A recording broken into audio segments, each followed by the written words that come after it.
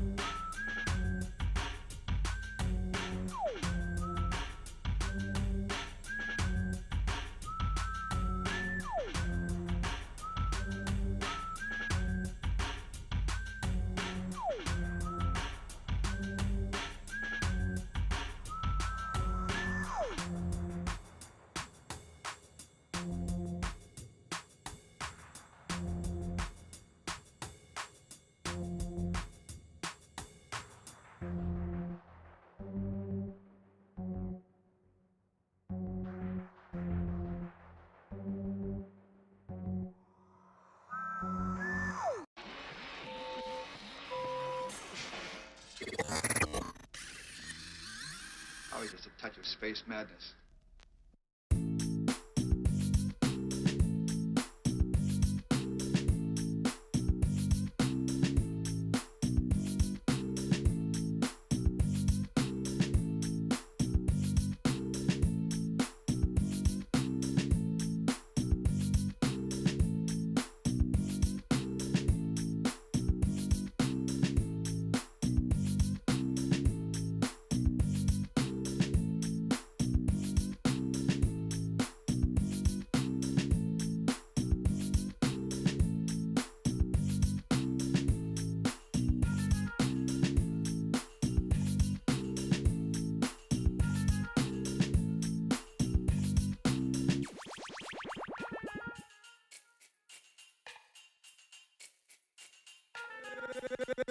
Gangsta boogie.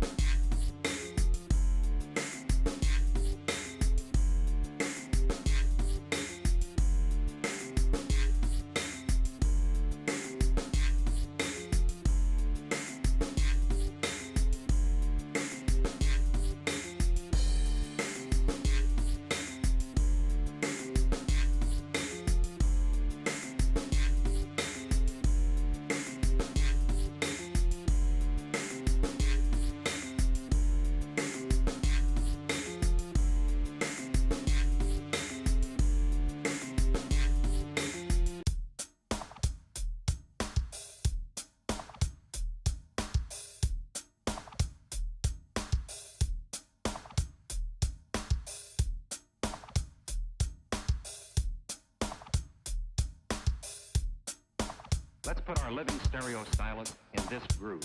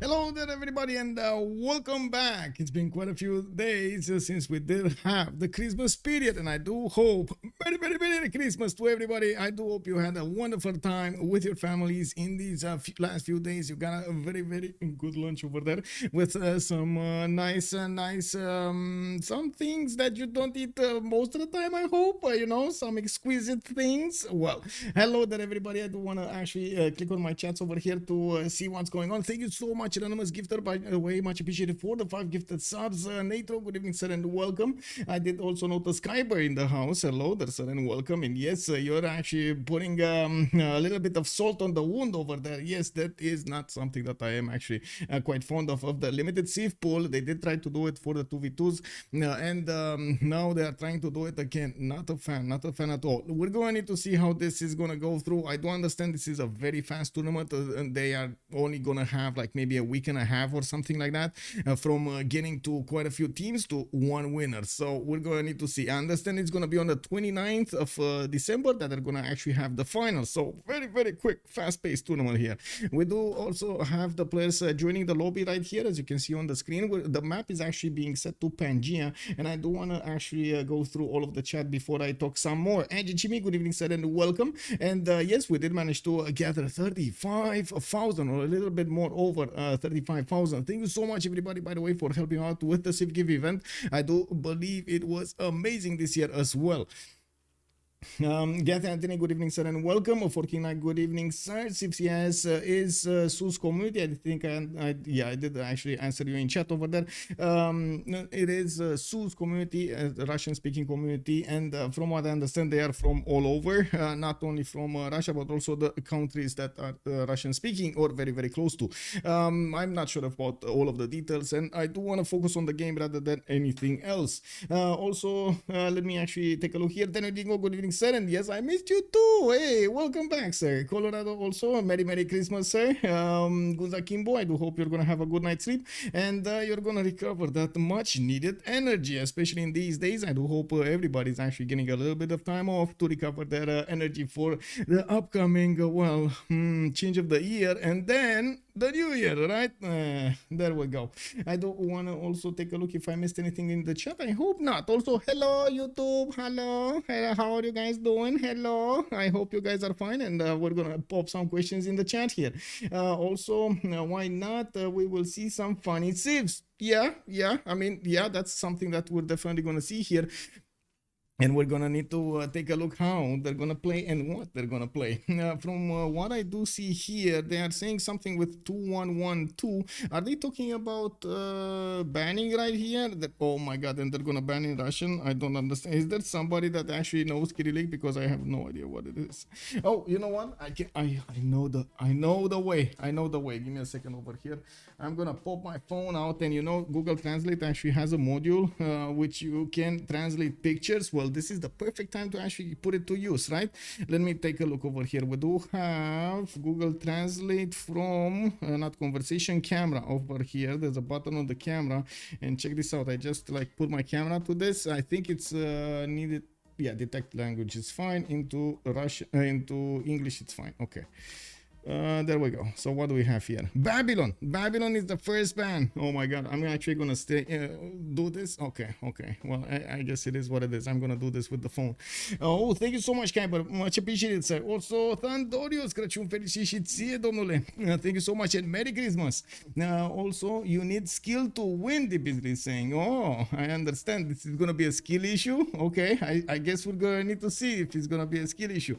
I did notice, by the way, the funny names. We do have the Holy Bold playing against Knuckles, and I gotta say, if I did actually know about the game a little bit earlier, I would have tried to make some graphics, some logos for them, to be honest. Like, it seems like a fun project to do in something like Photoshop, especially with the new AI, right? You want to see, okay, let's see, hand, fist, some Knuckles over there. How would it look, right?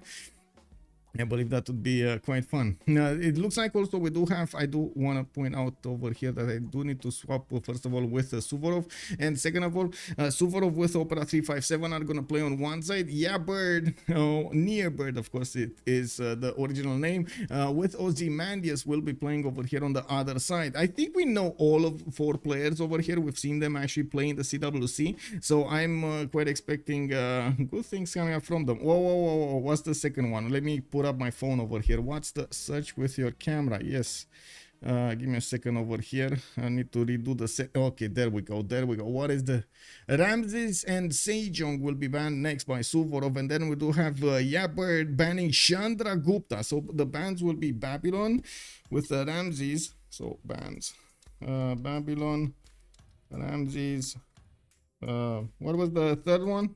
What? Sejong, and Monsieur Chandra Gupta over here. Oh my god, I said Chandra Gupta. Okay, there we go. Now everybody knows it's over here down on the right in the chat. You can see Babylon, Ramses, Sejong, and Chandra Gupta have been banned. Woo! Google Translate for the win. Ramses and Sejong, thank you so much, Kyber, by the way, much appreciated. Hey, you want to pop in chat and give me your opinion about what's going on, by the way, Kyber? Hammer and Sickle AI image. Yeah, I mean, we can try that also, I guess, but I don't think, I mean, I find it much more fun to actually use the knuckles and the ball. I was actually on Holy Bold, I was imagining like a big head, you know, like seen from on top with like the light beaming down, and it's like glaring back, and you know, like, and you see it like much bigger, and it's like a big brain over there, and you know, the boldness over on top. I think that actually could be done through this. But anyway, we do have the picks right here. Suvorov, Kublai Khan, Mongolia. We do have Bird or Near Bird going for Sejong, Sondok, the other Korea. They actually are going to play the other Korea. Interesting. Well, usually on these maps, I don't think it's that good of an idea to play Sondok. You actually do need to hit those timings pretty well. And yeah, even if you do have quite an advantage when it comes to the science, I don't know about that. Okay, so what do we have? Catherine de Medici, Magnificence. Okay. And Saladin Sultan. I mean, where gold, my friend? Where gold? Is this gonna be tight Saladin, so he can actually make those few gold points that he's gonna definitely lose upkeeping everything else? Ooh, okay. I mean, I guess we're going to need to see. We've been surprised before with how much gold they did manage to make with civilizations that weren't that gold prone. So yeah, let's see how this evolves here. Okay. Okay. So what do we have? I'm pretty sure we did fix the 0ms earlier. Yes. And I did pull up, by the way, the list of rules here. Give me a second so I can put it up on the screen. But to be honest, it is kind of, how to say, I don't really want to go and read through this, but you can check it out. I am looking at the rules right here. If you do need to check something out, we're gonna have it right here. I do want to point out we're using all 4 modes that we are used to: the beta spectator mode, the multiplayer helper, and the other 2. Give me a second because I think I need to ready up. There we go. Better balanced starts, and of course better balanced game. They do have the 2-1-1-2. I guess they did actually invert over here. That's quite a difference. Then we do the bans. Team 1 usually has the first ban and the host. In this tournament, we do have Team 2 getting the first ban. Okay, and these, I guess, are only 4 bans, right? And available civs. The choice of civilizations is limited. The final list of civilians will be indicated in a channel right here. So I guess we're going to need to take a look at the channel right there. Take a look over here. Give me a second. FFA. There we go. Here. No, not this. No, not this. No. Is this it? Is this it? I think is that. I think I found it. Anyway, let me actually take a quick peek over here if it's loading or not. No. Oh, they changed the setting to BCY. Okay. Oh my God. Wait. Whoa. I'm hitting with a wall of. I'm getting hit with a wall of text, and I actually need to take a look at this. Give me a second. Let me see. What are they saying here? Changes the APU base to standard. The balanced. Okay. I guess. Okay. Only for the capital. That's the BCY. It changes to the BCY games to standard. Okay. And then was this the winner of the coin decides who is team 1 and who is team 2. Okay. Did they actually decide this earlier? I guess they did decide this earlier. Okay. Well, they just played in the second. Okay, you're not playing. Okay, that's more banter over there than actually information that we could use. So, okay, I'm gonna turn off the rules behind the screen over here, and we're gonna enjoy what's gonna happen in the next few hours. Let's actually put up also the remap prediction.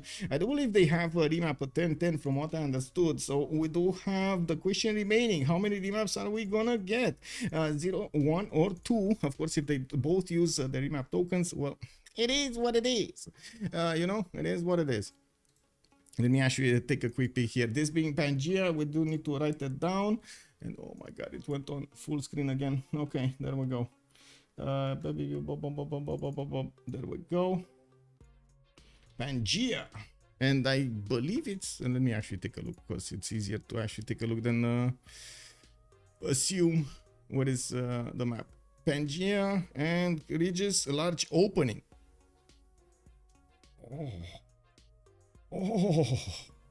Oh, this is gonna be war. This is look how few mountains we actually have on the map. Oh my God. Then few hills for actually Korea to get those bonuses from the Sewans. It is what it is, man. It is what it is. Okay, let me actually write over here LO because that's a large opening, and I'm pretty sure we're gonna get some questions here. It's the 2v2 preset. MNC, hello there, sir.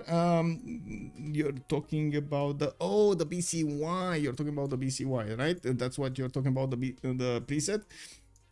I did also notice that splash screen behind us. Anyway, we do have France here to the southeast of Ayutthaya, and by the looks of it, Nearbird is gonna have quite a few mountains for himself. France, Catherine de Medici, the Magnificence, will actually get quite a few bonuses from improving his plantations here. If you take a look at the bonuses of Catherine de Medici, there were quite a few things that were changed, and one of the things that was quite important here, improved resources, will receive the +1 culture after researching craftsmanship. That actually comes quite early, but it's not something that the players do rush quite immediately. They do want to get early empire much faster than they do get craftsmanship. Well, that's about the same time that you're gonna get some I would say some resources to improve. Anyway, you do have irrigation here necessary for the wine tiles improvements, but just animal husbandry for the sheep tiles. We're going to need to see also how he's going to try to get all of this amenity going. He's going to have to the North Mongolia. That is going to be his opponent, but he does have to the east side here an ally in the form of Ozymandias. Ozzy here, Korea is starting to scout and breach the fog of war between them, while from the North Mongolia, Opera 357 is also bringing down quite a few few units, or at least a warrior, in between the mountains to see what's going on there. He can definitely forward settle the city of Paris here, and I'm pretty sure he can actually move quite a few horses through the mountains to get to that city center. Of course, over here with Opera 357 does have a much more warlike civilization than we do have Catherine de Medici Magnificence, but I guess I guess he's hoping that that extra culture is gonna make up the difference. Now we do have Xanadu here also with a pretty good campus in the third ring to the southwest. He's gonna have a few jade tiles to work, a possibility to get Temple of Artemis here next to him. His capital, he does have a deer tile. I do notice his strategics, especially his horses, are 3 tiles out, which is gonna be quite expensive if he's not gonna get a city much closer to that horse tile. Oh, actually that just became much less expensive. Okay. Because the city grew into that wheat tile, and that's less 25 gold that you need to pay for the horse. Okay, well, I guess we're going to need to see how fast he's going to get animal husbandry. Oh, there we go, next turn, and he's going to know. He will know where that horse tile is. We do have him also popping that hut this turn, while to the east side, I do notice Ozymandias is actually starting to move towards the northwest, scouting out the coast to see if he has any kind of opponent, and starting to move actually in the direction of Xanadu.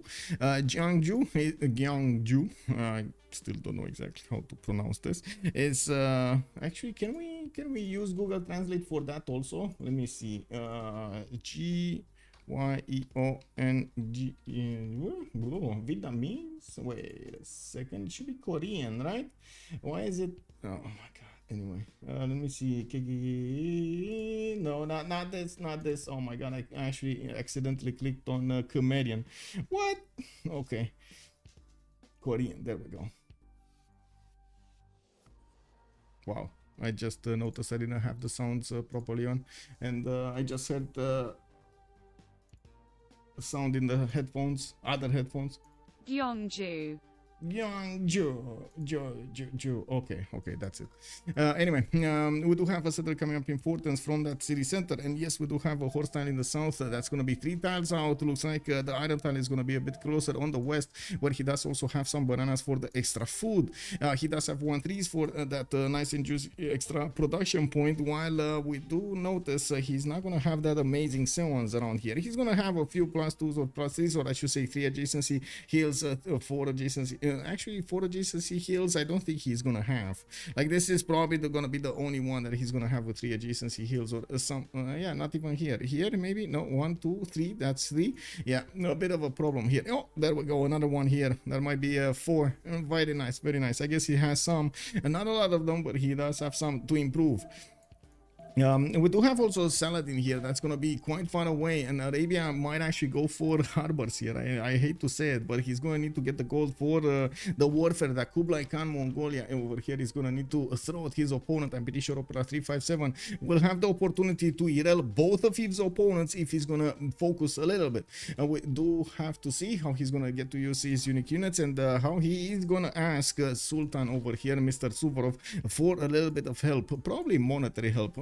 I'm pretty sure also horses, because you can see Cairo can improve them quite quickly. I'm pretty sure they both got that animal husbandry, because we do have already a passion improved to the southwest of Cairo. He did get a builder quite quickly. Did he actually pop that builder from a hut? Because oh my god, man, was that or was that an investment from them? I think they actually popped it from a hut, because they still have quite a bit of gold. We do have Suvorov also ending up with a settler at the 10 turn mark. It looks like they already know about both of their opponents. They do see the borders of the city of Paris over here, and they do know about Korea's location to the southeast over here. As you can see, even if the city's red tiles are actually out of focus here, we do have the loyalty pressure from their opponents that is being revealed. Give me a second, need to switch windows here so everything is proper again. Hello there, Rob Moss. Good evening, sir. Merry Christmas also. Is this a best of 3 game? No, this is a best of 1 from what I understand. It's going to be a fast-paced one. Also, biggest points to be had in the prediction. Wait a second, what do we have in the prediction? We do have big points in the prediction. Whoa, 20 points. Oh, I see. The biggest points actually. Where are the high rollers? Yeah, I guess everybody's taking a bit of time off here. Okay, I see how it is. It is what it is.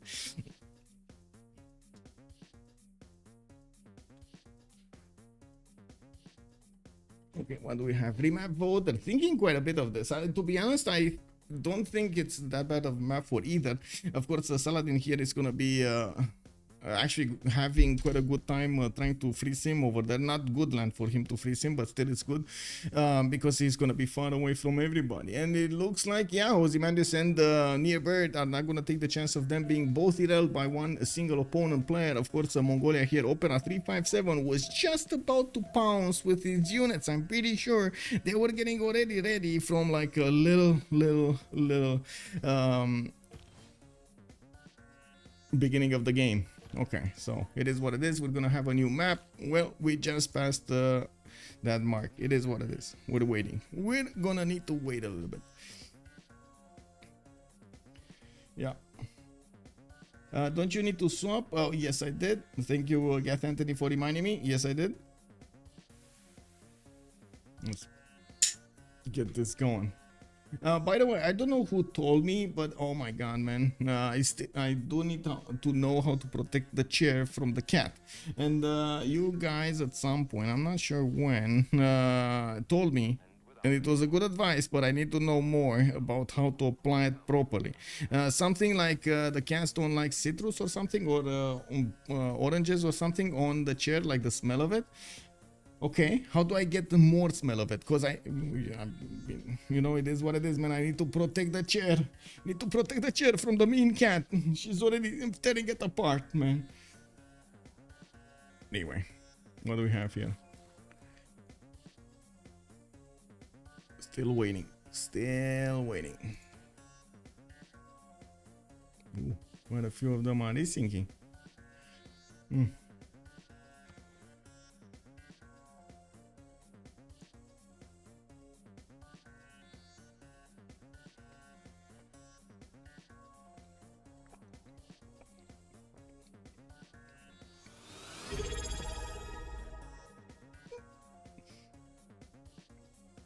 Thou shall be. No, I just realized that was like half out of the picture. 20 great months with amazing Civ content. Thank you so much. Michael. Thank you so much, Cleozy. Much appreciated, sir. Good Abend, mein Herr, and Merry Christmas. Thank you so much for the prime. We're still waiting, by the way, for the game to load into the next map. I'm not sure exactly why we're waiting so much, but oh my god, it takes quite a bit of time. Let's see. Put this up here. Check this. Check the other one.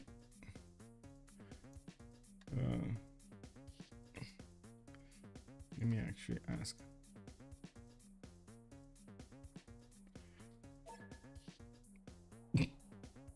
I'm not loading, man. I'm on the old map. What is this?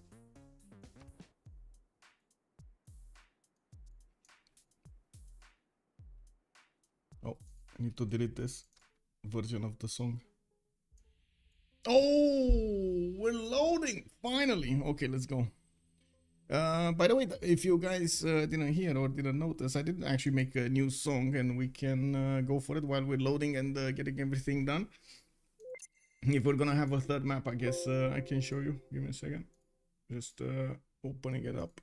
I'm gonna open it in the background and leave it like that. Ooh. Okay, no poor soul is on the island to the northwest. We don't have anybody on the island here. I'm gonna check the islands because, to be honest, this is where the most problems are. We do have Saladin actually this time to the northwest, and by the looks of it, people are still loading. Oh no, everybody's connected. Okay, never mind. Everybody's connected. Okay,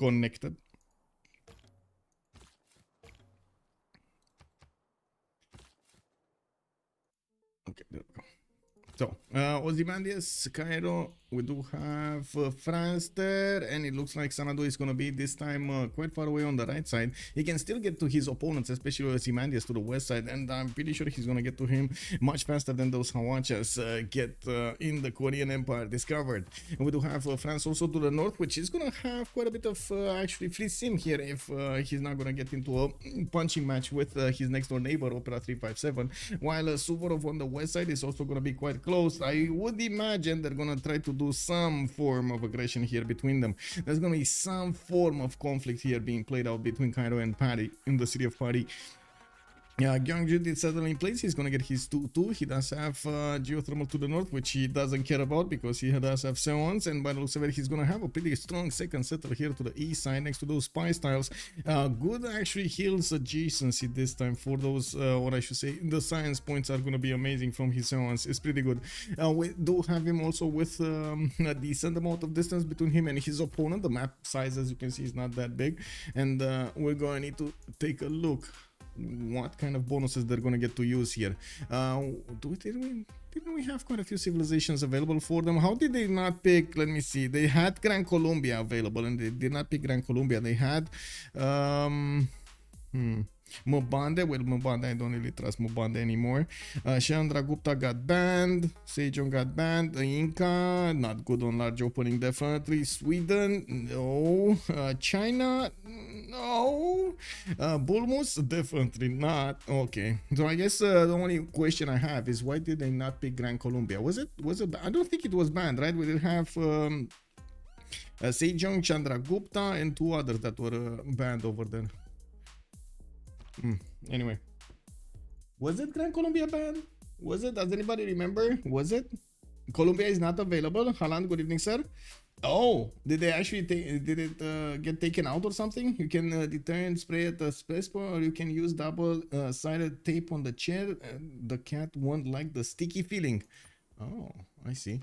Oh, no. Sorry. Oh my God.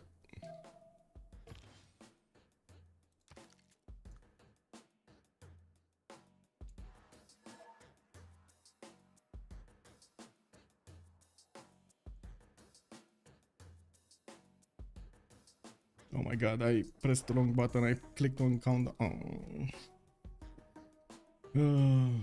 Did it do something bad? Who was it that dropped? Korea dropped. Give me a second. Well, he didn't really have anything to spend, right? His scout moved to the south. He moved to the west side. Okay, I think... Oh, he just ran out of light or internet? Okay, like... Okay. Yeah, it is auto banned. Oh, Chandra Khan sucks now again now that he doesn't get the general points per holy site building. That's also true. It's also true. But wait, we're playing with yeah, we're not playing with the beta, right? I'm pretty sure we're not playing with the beta. I hope so. No, at least I don't see it here. Colorado, long time ago, anyone played Sweden? Yes, we did have actually quite a few times Sweden getting played. I do want to say it's kind of a niche civilization, but it's not that bad. It's just a different style than the others, and a lot of the players do prefer the flexibility that other nations have over it. Chandra just is not good at gold, and it's very vulnerable to medieval pushes. Yeah, you're not wrong. You're not wrong. Good evening, MS Doll. Good evening, sir, and Merry Christmas. Woohoo! The remaps out of the way. Yes, we do have one remap left. I do believe Seodok is in over here, Korea, and Catherine de Medici Magnificence did use the remap token, while still Opera 357 and Suvorov need to decide if they want to use this. We're turn 5 in this, and we just need 5 more turns to go for. Isn't Gandhi like hardly effective by the nerf in FFA because no one gonna push him anyway? I mean, okay, you're talking about the BBG beta. Yeah, Sweden got hella nerfed again. Unless you're in a corner, it's in a passive FFA. Yeah, not wrong. Didn't they fix though? Well, I guess. Wait. What was? Give me a second to take a look at the nerf over here. I remember they actually fixed the BCY working in tundra and desert, right? They fixed that, and I would imagine they also tried to fix with this Sweden's extra damage. Give me a second. Not here, not here. I need to take a look on my channel here. Ooh, this, and BBG bet. There we go. Okay.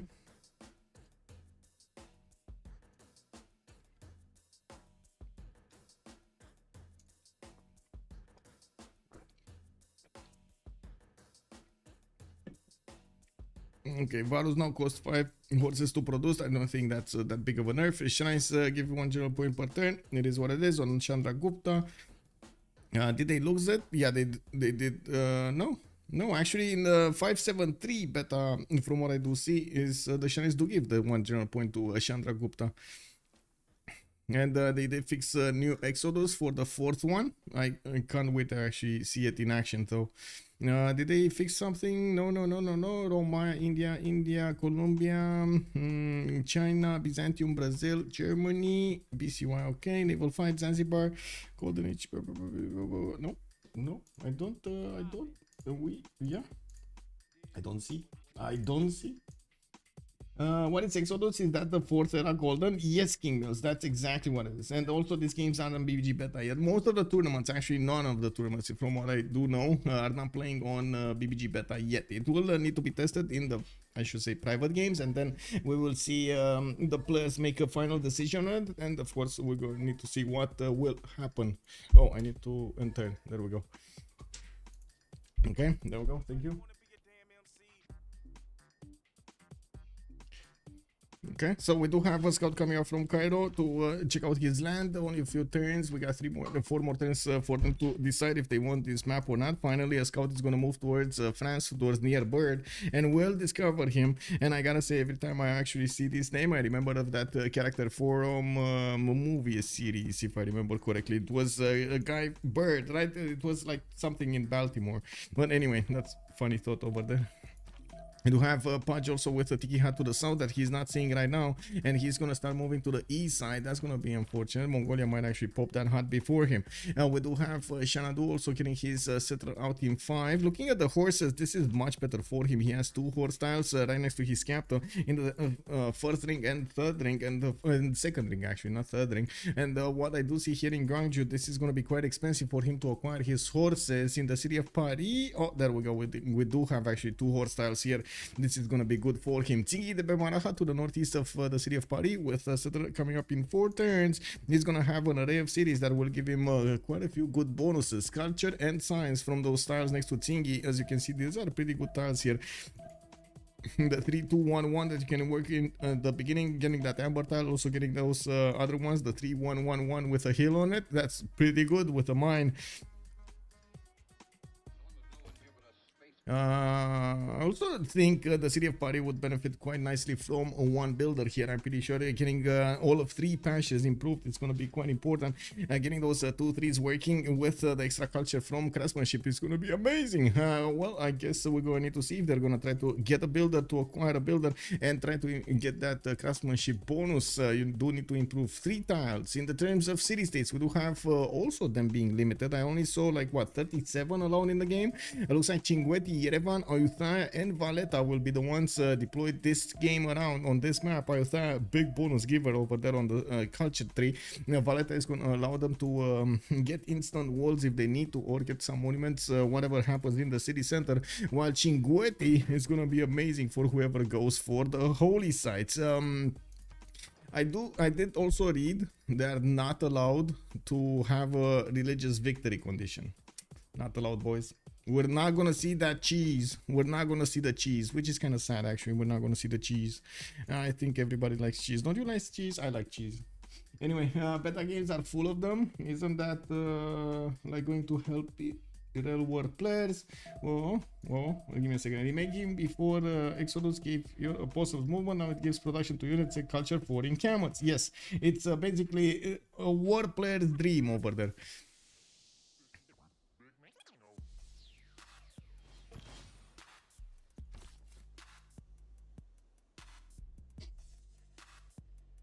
Okay, Mr. Patch here, getting a second settler. We're just waiting actually for the turn to end. This is a pretty good city here. Unfortunately, it will take him so long to settle it. 1, 2, 3, 4, 5. Actually, get a city here first, right? 1, 2, 3, 4, 5, and then it's gonna take another like 5 turns to get here. 6 turns. I don't know, man. Pretty good city, but it comes at the cost of time. Well, they did meet each other, so they do know a little bit of the loyalty pressure, where it goes, and I don't think we see any kind of meet here. Oh, we do. Actually, Arabia did meet France. France knows where Cairo is. Arabia will not know where Paris is. I don't think he has enough information of loyalty here discovered, so he can make an informed opinion. He knows a few tiles here. I'm pretty sure he sees some -1, some -2s here, but I don't think he knows exactly how close or how far away he is. Okay, so it's only Opera 357 and Suvorov that have remap tokens, and it looks like Opera 357 made up his mind, while Suvorov is gonna need to make up his. Looks like, yes, we do have another one. We do have another one. It looks like we're gonna have a new remap here. The third and final map will be generated in just a few moments. We're going to need to end this turn and then click on the buttons. Now, Opera's tile management is a little suspicious. Just reached population 3, but settler pops in 1. So much food loss. Yeah.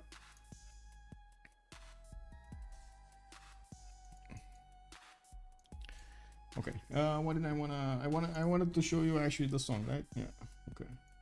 Give me a sec. We can take a look at this. Hope you guys enjoy.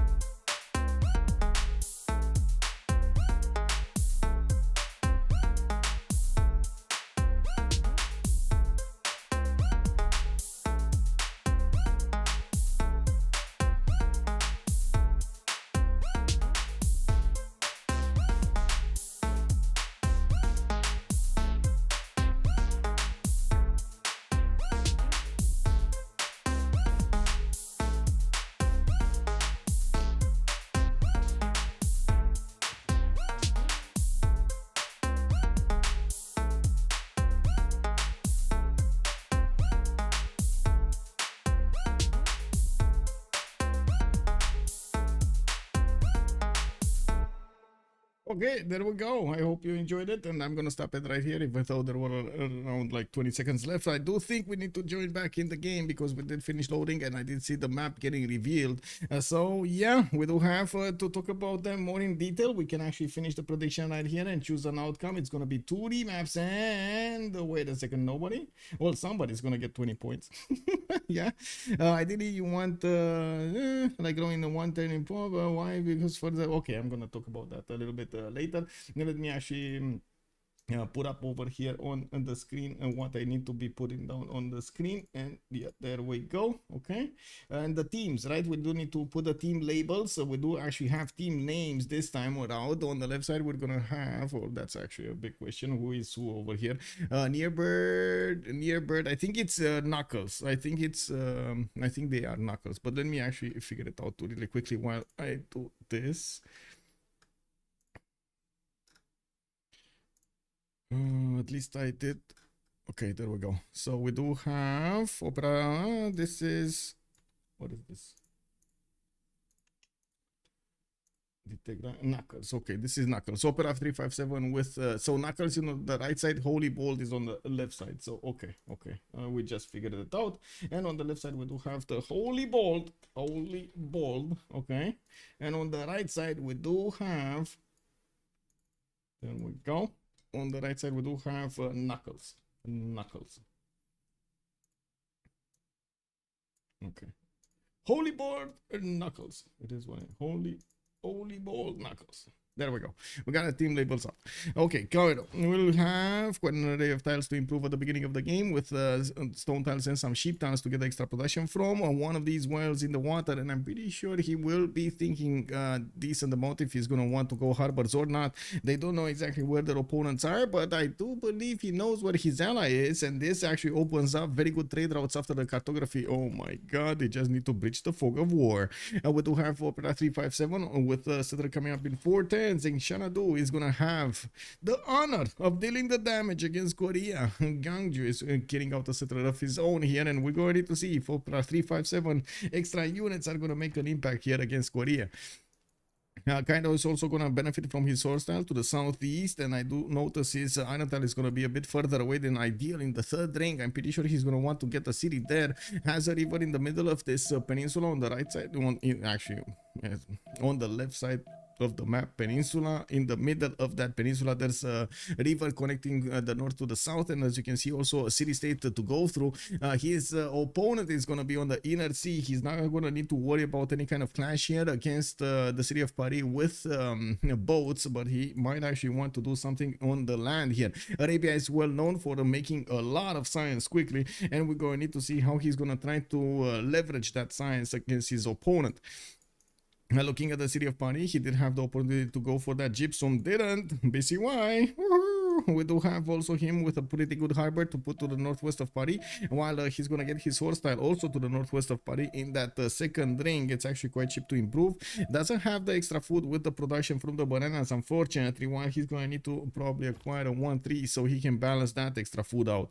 Looking at the iron tile, he's going to have it on the southeast in the third ring. That's quite expensive and far away from another city if he doesn't put one here on the river to the east side. While he does have okay-ish territory here with a decent amount of chops sprinkled through, I don't really see anything like incredible about this land. Oh my god, I say that and then a builder pops in the city of Paris.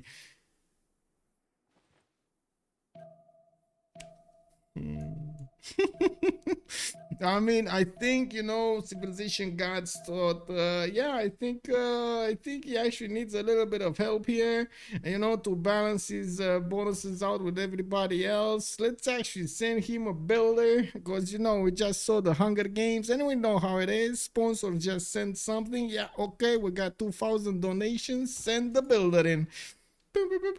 Did you actually see, by the way, did anybody see the new Hunger Games? Oh my god, that's actually quite poggy woggy. Anyway, we got that settler coming up in 2 turns here, while his builder is going to go directly for the horse tile to improve it. We're going to get that extra food going and with the production. Pretty good, pretty good. Okay, so right side, we do have Ozymandias with Gyeongju. He's going to have an array of spice tiles with diamonds. He's also going to have a few bananas to the east and to the north, while he's going to get his settler out in 2 turns. We do need to see where is he going to want to send it first. Has some more diamonds in the south, while he's going to have the rivers also on the east side to benefit from. We do see some pretty good stylish tiles over here to the northeast in the form of the great Torres del Paine. Put those extra production points on most of the tiles. You do see this one that does actually double the amount of yields that you get normally from those tiles, and bam, 2-4 tiles everywhere. Oh my god, this is, I think, one of the best Torreses I've ever seen, man. Oh yes, he's gonna be happy about this. He's gonna be very happy about it. Can you imagine just putting one of those 7s over here somewhere and getting 2-5-1 or 2-6-1 tiles to use? Oh, yes, yes. One single city, more food. I mean, why not, right? You get some of these spices going. Pretty good, pretty good. I'm not gonna drool anymore on that one. Let's actually move forward, because I'm gonna start. I'm already starting to drool, so I need to stop. Now we got on the west side some horses here right next to his capital city, and he's gonna have the iron tile in the second ring. Both strategic resources are quite easy to acquire and improve, while I'm pretty sure it's gonna be a matter of technology here if he's gonna get there quickly enough. With the writing opening, he's gonna want to get his C1s, and it looks like he's actually not aware about his northeast.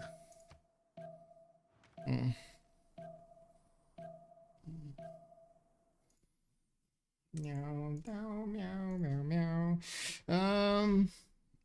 Philip, I'm not picking my nose. Hello there, sir. Hi, good evening, sir, and Merry Christmas. I'm not picking my nose. I don't know why, but when I do talk a lot, I'm sorry, it happens to me all the time. I'm actually, I'm tinglish over here, like on the tip of the nose and also down below. It is a very, very weird sensation, which I do have like hankies next to me to try to stop from having or something. Have you played Ozymandias the game? I did not. Good evening, sir. Hello there, Selp. Good evening, sir. Also, working night is no rocket science. You can check out how much food you need here, but please divide by 2 and round down. I am Prince. Okay, got it. Just something I never thought of, but fair. Okay. We do need to take a look when Mongolia is actually gonna do something against Korea. Mongolia is getting seen by Korea's scouted by the looks of it. Shanadu is already sending a settler right in the face of Gangju. We do have Shanadu also with a slinger coming up in 2 turns, and his settler is also coming out in 2 turns. We're going to need to see him escort that settler to a safer position, and by the looks of it, we do have his horse tiles already acquired by the capital city, while I do see Ulaanbaatar is not gonna get. Oh, that's not actually an iron tile, that's a coal tile. Where does he have his iron tile if that's not his iron tile? Wait, he doesn't have an iron tile, or did he settle on it? Uh-oh. Well, no iron for Mongolia. I guess it's fine. He's gonna need it at nights, but I'm pretty sure before nights he's definitely gonna get some horses and other stuff around. It's fine. He doesn't need that many. Okay, let's turn our attention here. We do have a second city already from France, and he's gonna start improving his amber tiles. As you can see, his source tiles is still a 2-3. He's gonna need to get that craftsmanship pretty soon. While looking at the tech side here, his 6 turns out. I do notice he just got his second improvement. Gonna need a third one if he wants to get the boost. Ozymandias is also going for animal husbandry. He's gonna reveal that horse tile in between him and the Sewan. While I gotta say, this Sewan is gonna give him a few points here from those hills in the south. That's not going to be a lot of points for him. Unfortunately, this is what it is. It's not like he had any other solution, right? 3 hills, it's 2 hills is going to be the max. And we do have him with another settler being sent between the mountains, and I gotta say again, Korea is not really well known for liking these mountain ranges. So he's going to be much closer to an iron tile to the west side, which of course he's going to be happy about, and it is what it is. In terms of city-states, we do have in the game Johannesburg with extra production. We do have also Kumasi for the extra culture. Mitra with Tarugal will be providing the science in the game, while Mitra is going to keep away, or he's going to be somehow being taken over by one of these 2 civilizations. I'm pretty sure Arabia with France will fight for Mitra.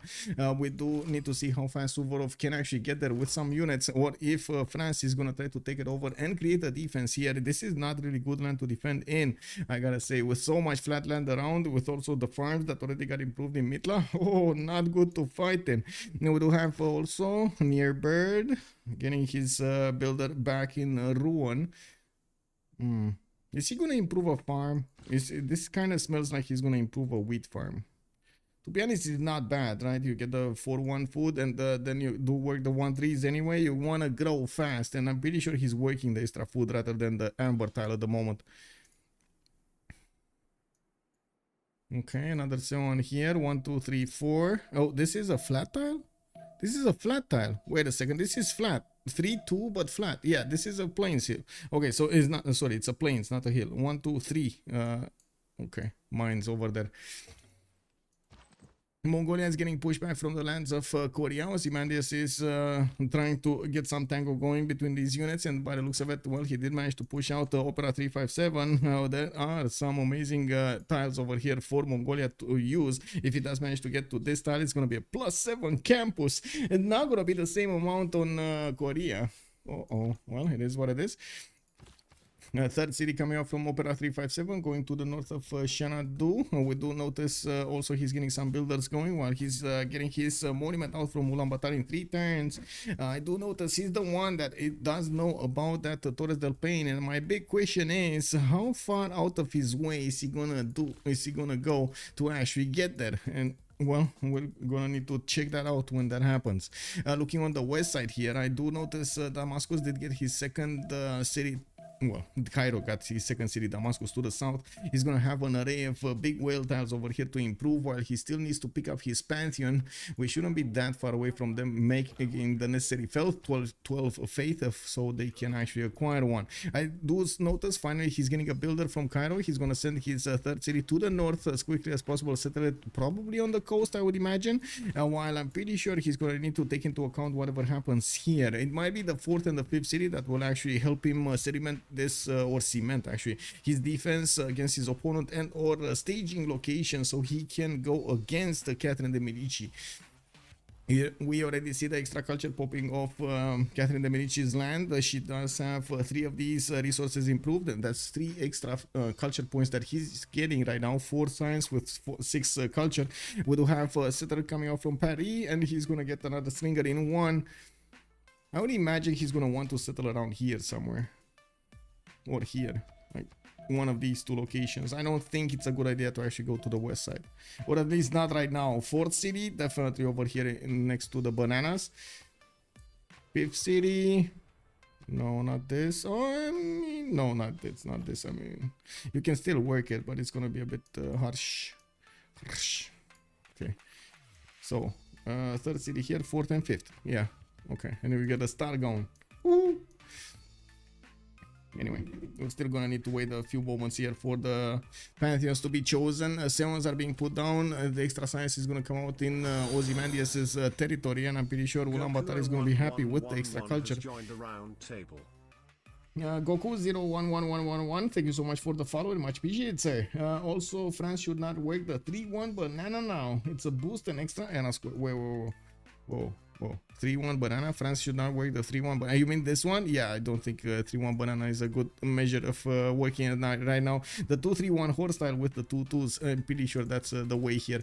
And it looks like we don't have actually France choosing to go for the settle on the coast. He's gonna want to settle next to the river for the fresh water, for that extra bit of housing, while he's still gonna have quite a few good tiles over there, a few 2-2s sprinkled around. Well, I guess it is what it is. It's not a bad settle. What do we have here? 1, 2, 3, 4, 5, 6 resources around him. That's pretty good. Here he would have had 1, 2, 3, quite easy to improve. 5 and 6 in the 3rd quarter, maybe. No coastal.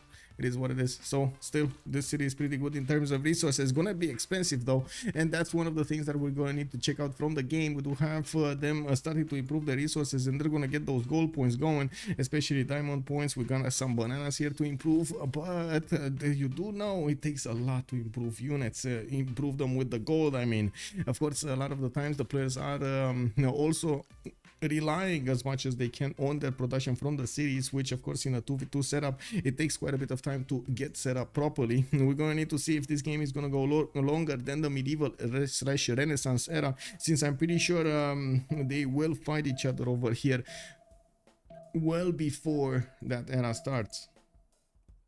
Okay, Arabia finally getting his improvement on the pastures. I think it's actually safe to talk about the city-states and just go for the prediction right now, right?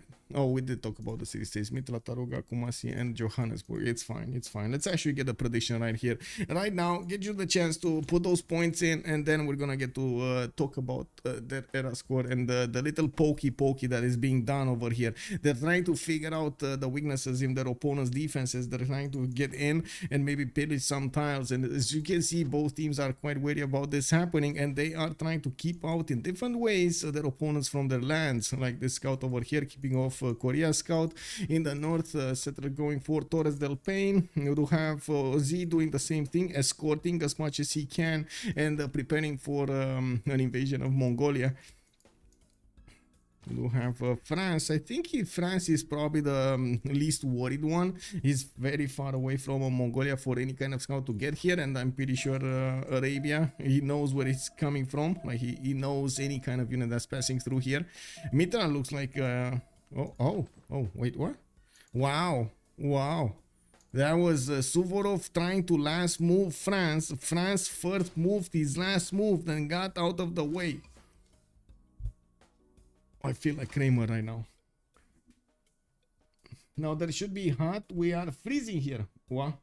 I'm wearing one right now. Wait, There is a Bermuda. Oh, you're interesting. For the cartography, probably. Yeah. I mean, where's the mojito? If you got a Bermuda, you gotta have a mojito, right? I think the camera is kind of off today. I don't know. I mean, I'm pretty sure my cat is having fun destroying stuff. So yeah, sometimes the camera gets it. I'm sorry. Let me actually pull you closer. There we go. Pull you a little bit closer. It's fine. It's fine. Okay. 7:31. Is it that early? Oh my god, that's early. 7:31. Wow, you're an early bird, I gotta say. I don't think I am able to properly wake up for a long period of time at that hour. We got some pantheons here. Lady of the Region Marshes is going to be chosen by Near Bird, and we do have him with quite a few bonus points, especially from the city of Ruan. He just finished a builder, and he's going to put down a Temenaki from that city center. That will mix very well with his extra culture coming out from his resources. As you can see, we do have Temenaki with quite a few tiles that will be improved, 2, 4, 6 at least, and we're going to need to see how many of them are actually going to get some chateau. Wait, can you put chateaus on? I don't think you can put chateaus on floodplains, right? You cannot put chateaus on floodplains, but still he has some that are going to be nice. Let me see. No extra food here, no extra food here, no. This one over here, the one, oh my god, this is going to be amazing. The 1-2 over here. Oh, please, monsieur, get that chateau over there. And the chateau, by the way, is the unique improvement of France. You do get that feudalism, and as you can see, you do get +1 culture, gold, and +1 food, +1 housing, and appeal. You do get afterwards more culture for adjacent wonder, increase to +2 with the flight technology, +2 gold if built next to a river. So you do get the extra gold there, +1 culture, and +1 gold for each adjacent luxury resource. You can imagine you do get so many points here, culture and food and gold and everything. Very good, very good. What do we have here? Opera 357. Okay, so let's put a prediction up. Let's put a prediction up and get that out of the way. Start the prediction. Who will win? It's gonna be Knuckles. Going against the Holy Bold. Let's put it for 30 minutes and let's go. It also provides more culture on tiles. Yeah, that's true. That is true. Also, like a Rough Rider main for Civ Australia. I see. 73 the temperature. Oh, I see. The 73 the temperature. Okay. I mean, isn't that relatively cold? Is like, oh well, not really cold. It's like what, 20 degrees or something.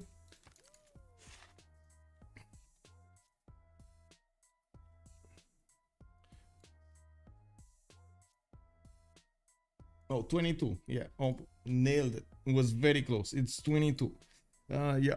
Okay, so we do have Opera 357 finally managing to get his city on Torres del Paine. He's gonna probably get to buy quite a few of those tiles. Well, he doesn't need to right now. He has the extra food from that tile of 3-2, and he does have a 2-3 also to the northwest. He's trying to get a granary to grow that city as high as possible with the population working those tiles of Torres del Paine. Opening up with campuses, he's only gonna have a few of them, and this is, I guess, gonna be a challenge. +1 campus here and another 0 adjacency campus here, and I'm pretty sure he's going to try to get in between the Gavron Plaza, but he's also going to need bronze working to actually end these tiles, chop them, or put those districts on them. We do have bronze working in 5 turns, while Ozymandias is going to get it in 4 turns. You see the difference between them is not that big. Now we do have also to take a look at his Pantheon, City Patreon Goddess, for the 40% towards the first production of a commercial in a as a district in a city center. Now we do have God of the Forge also chosen by Korea. He's gonna try to get as many units as possible and as quickly as possible, helping his empire defend against Mongolia. He knows that attack is coming, but he knows it's not coming right now. Ozymandias here does have 10 science with 3 culture. He's gonna need to get his monuments, and as you can see, he's starting to build a few of them, trying to get his trader going. Also, he's gonna need to connect these cities with roads if he wants to pass armies through much quicker. Of course, especially a lot of rivers are sprinkled around his territory in between his cities, which is going to make it a little bit harder for those units to pass through if they do not have already a road and of course a bridge on that river to walk through. Now we do have also on the west side Sultan picking up a God of the Sea as a pantheon. He's going to get the extra production on all of these well tiles. Looks like the city of Aleppo did not get settled on the seas to the northwest. We do have the city of Aleppo in lake here to the northeast. Okay, he's gonna get a monument out there, and I do notice he's gonna start off with a Magnus in the capital city of Cairo, and another builder coming up in 2 turns. The city of Paris is getting a galley out. One of the challenges of this particular game mode with a 2v2 or also in the 1v1s, you do need to be careful how you do gather your era score.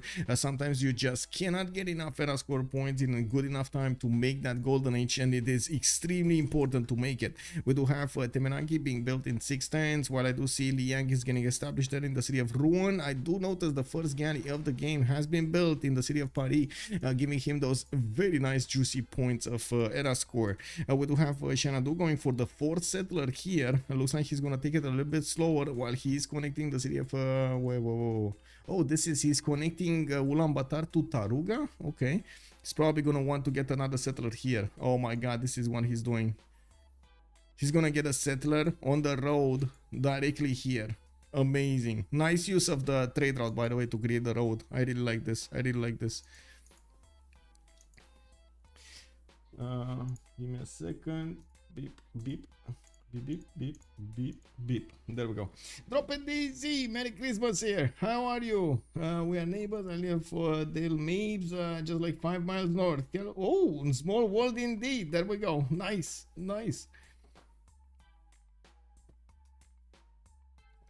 The Arizona heat is not as painful. Is that actually with much less humidity? Because usually the humidity in the heat is what kills you, right? It's wow. Yeah, it's so like even if you have like 32 degrees, if it's like high humidity, oh my god, you're gonna feel the pressure. How many turns until the next golden? We do have 6 turns, so definitely this chop is exactly where it needs to be, right? He needs to get that Temenanki chop so he can finish it faster. He's gonna get another galley here from the city of Paris by the looks of it. Not really gonna get anything done with them. He doesn't have a city state to kill. We do have Amani, also Korea establishing in the city of Mitla here. Okay, so that definitely makes the choice much easier for Arabia. He's gonna want to take that city center for himself. Or at least take it out, raise it to the ground. Now, I mean, you can't really let Seodok benefit from it, right? Cairo is gonna get that max established in 3 turns. His builder is gonna need to start improving stuff. While he did get another one from Damascus, you can see he's prioritizing getting the whale tiles first. I'm pretty sure he has other things to improve here, especially that amber to the south of Cairo for the extra amenity. Oh, wait. Oh, he didn't move. I don't know what he's doing, but he didn't move. Also, I gotta say, no religion here on Arabia. So, yeah, it is what it is. He's gonna get a 100% flanking and support bonus to all combat and religious units, of course, from his trade. And well, we're going to need to see how he's going to try to get that going against Arabia. Definitely has quite a few damage points that will come out of that. You know, we do see Liang is going to be wanting to establish. Parion and Lyon did not check something, even though I do notice Catherine de Medici did get his second governor point. So I'm pretty sure he is actually choosing to go for Liang second on the left tree. So he can actually get the extra production on those tiles here. The reinforced materials will give you +1 production on the floodplain tiles and the volcanic ones. Let's actually see the numbers change here. I'm pretty sure we're going to see these wheat tiles 4-3-1s, while of course he's going to need to get that Temenanki. He's going to get an extra production point and an extra science point on these tiles. There we go. 2-3-3-3-1s, 4-3-1s. There we go. There we go.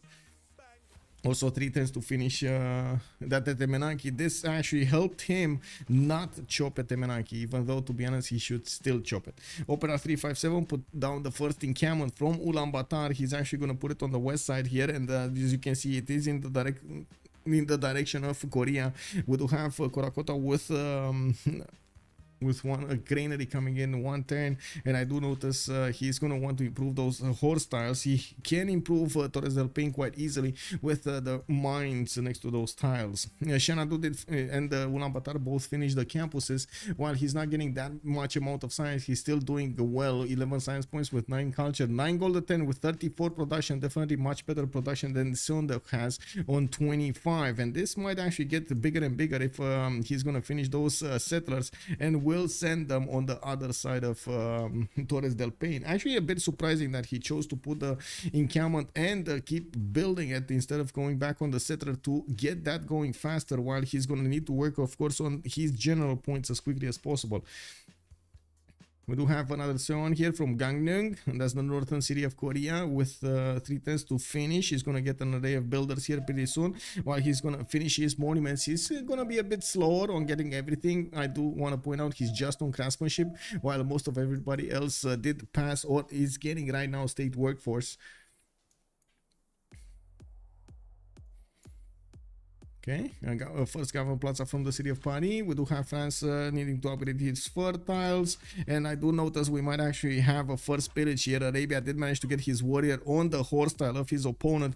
Nearbird cannot do much about it. He's gonna still throw some rocks at that warrior with the slinger, but that's about it. It is what it is. This warrior is not gonna get to, not gonna get to do anything. It is what it is. Yeah, he's gonna get the pillage, not gonna get out of there. That's what I meant. Okay, minus establishing here. Finally, the amber improved. He doesn't. I don't think he actually knows bronze working, so I don't think he knows about that iron tile. And let's see, his ally told him. We do have force by raiding coming up in 4 turns here from Opera 357, just 1 turn later than Ozymandias. With 3 turns to go, I do notice Taruga is getting attacked by France, and I do notice Opera 357 did deploy his Amani in there. Looks like there was a race for the points here. While Ozymandias is 17 out of 19, we do have a near Bird with 18 out of 19, just needs 1 more point, and I'm pretty sure he's gonna get it from Etemenanki. Now Ozymandias here, it's okay, he might actually have some issues. Can he? Okay, he's 17 out of 19 and he doesn't have a city on a lake. If only he actually settled on a lake, maybe he could have gotten a boat. Maybe he's gonna get it otherwise. Horseback riding in 3, that's exactly when the era rolls over.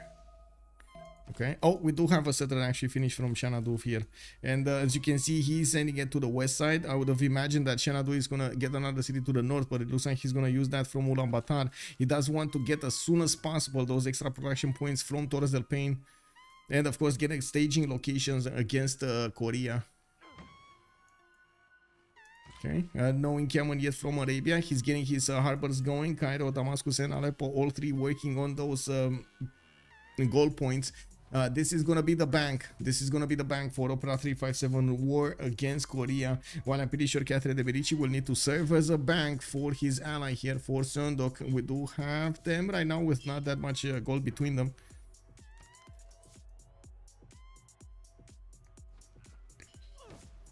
Temenaki finished next turn. Near Bird getting some more of these wheat tiles, some of these farms improved in between. I'm pretty sure he's gonna want feudalism, but it's gonna take a while to get there. Ozymandias just jumped up to 17 science and still 2 turns away from the classical era. He did add a few more production points on his side, finally getting his spices, improve his amenities here, keeping his people at the content level. So he has diamonds and spices as amenities here. Does he have? He has some cotton tiles, but he's gonna need to get closer if he wants to improve them. And what's the 4th amenity here? Is there a 4th? I'm pretty sure there needs to be. Oh, it's a salt? It's salt? Okay. Well, I guess he's gonna be salty. He's not gonna find any salt over here, because I do not see any salt over here. Oh. I guess that encampment is gonna stay alive. It's just gonna finish, so the scout is gonna stay alive alongside that encampment. He did want to take that tile, but with the archers and the slinger, there's no way he's gonna get that tile. He can still get some experience points on the archers, though. That's pretty good. That's very valuable.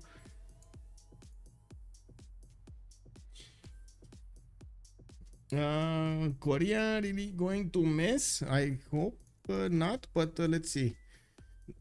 No, he's not. 24. Okay, nobody's gonna miss it. Nobody's gonna miss it. It's all good, guys. We got everybody in a golden age here. 20 out of 19, 24 out of 19, 19, 19, and 21, 19. It's all good. Yeah, it's all good, guys.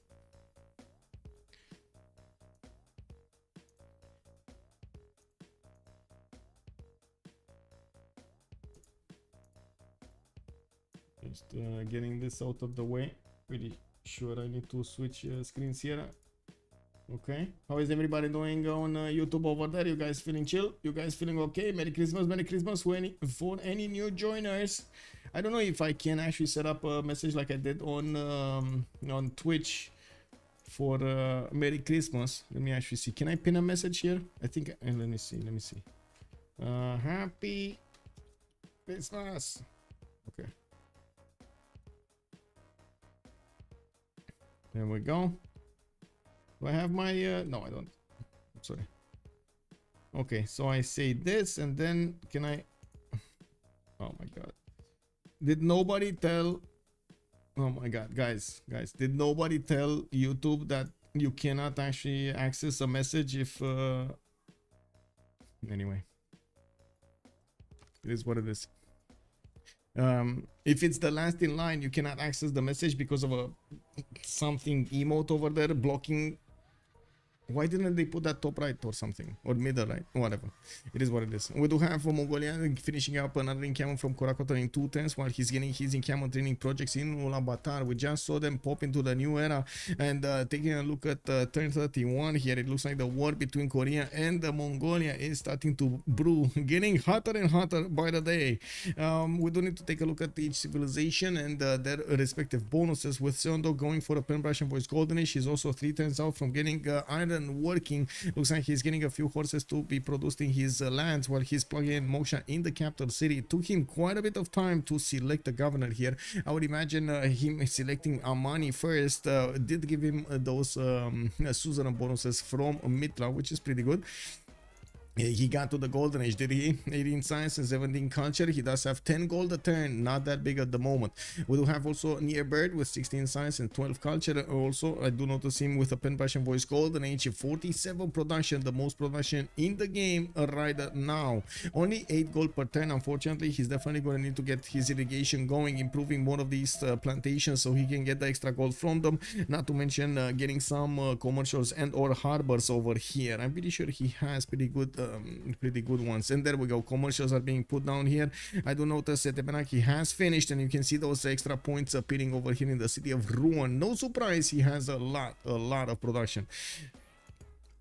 Now, Opera 357 with 18 science and 25 culture. Looks like he's not only keeping up with Sondok, but he is outpacing him. He's getting attacked by Ozymandias' archers, and as you can see, Mongolia is trying to retreat as quickly as possible. His archer is probably gonna die, unfortunately. There's no way that's gonna actually remain alive. We do have Korakota with that encampment coming up in 1 turn, or I should say should remain alive, because there is a way that he's not gonna remain alive. You know how? Korea not pushing. We do have Ulaanbaatar getting his Ordu. I do notice Wallow's throne is getting built and prepared in the city of Xanadu for the upcoming warfare against his opponent. I'm pretty sure we're going to be talking about the Keshek timing here being applied against Ozymandias. I do notice also the economy is much better on Opera 357 with 16 gold per turn. He did not put down a single commercial and or harbor, but he does have quite a few resources that he's going to get to improve with irrigation, with a plantation, the spice tile, these bananas. He's gonna get the deer tile. He's gonna get some diamonds improved here, spice tiles. Oh, pretty good gold. Free gold, it's good gold.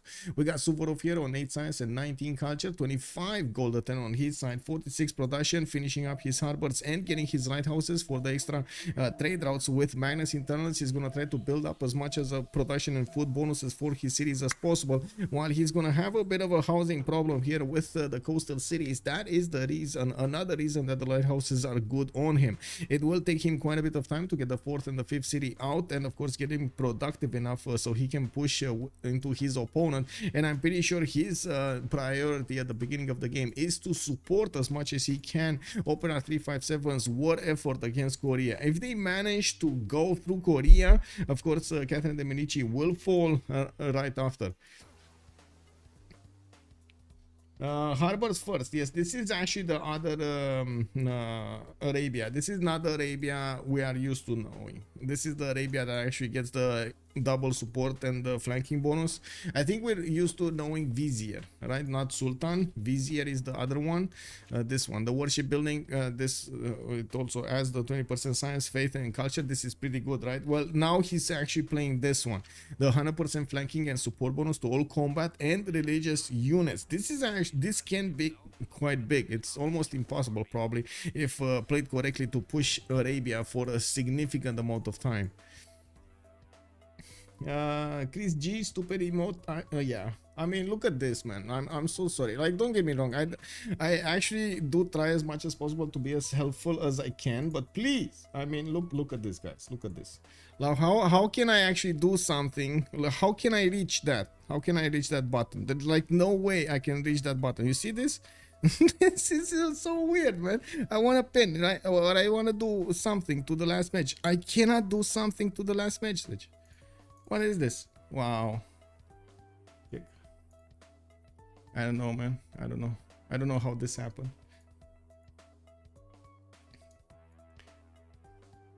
Anyway. Technically, this Arabia gets nothing from a religion. Yeah, exactly. Oh my God. Good evening, sir, by the way. Did he do this to get discounted districts? I think he just got it for the economy rather than anything else. They do need an economy. Will still get the naval support bonus. Yeah, it's played on the previous version. Like, this is the official version of BBG, not the beta. So yeah, the support bonuses. So if you're talking about land units also entering the water, yes, he's gonna get them. That's insane bonus, by the way. You've seen how much it matters to get a support bonus going. Imagine on the boats. Now we do have Korakoto finishing up the encampment. I do see at the moment he's starting to get some horses out. Looking at the great general screen here, Korea is 1 point per turn, while Mongolia actually did not get to recruit one. He was making, wait a second, he was actually making a project. What happened to the project here from Ulaanbaatar? He's making what, 2 points a turn probably? Yeah, 2 points a turn, while Korea is on 1.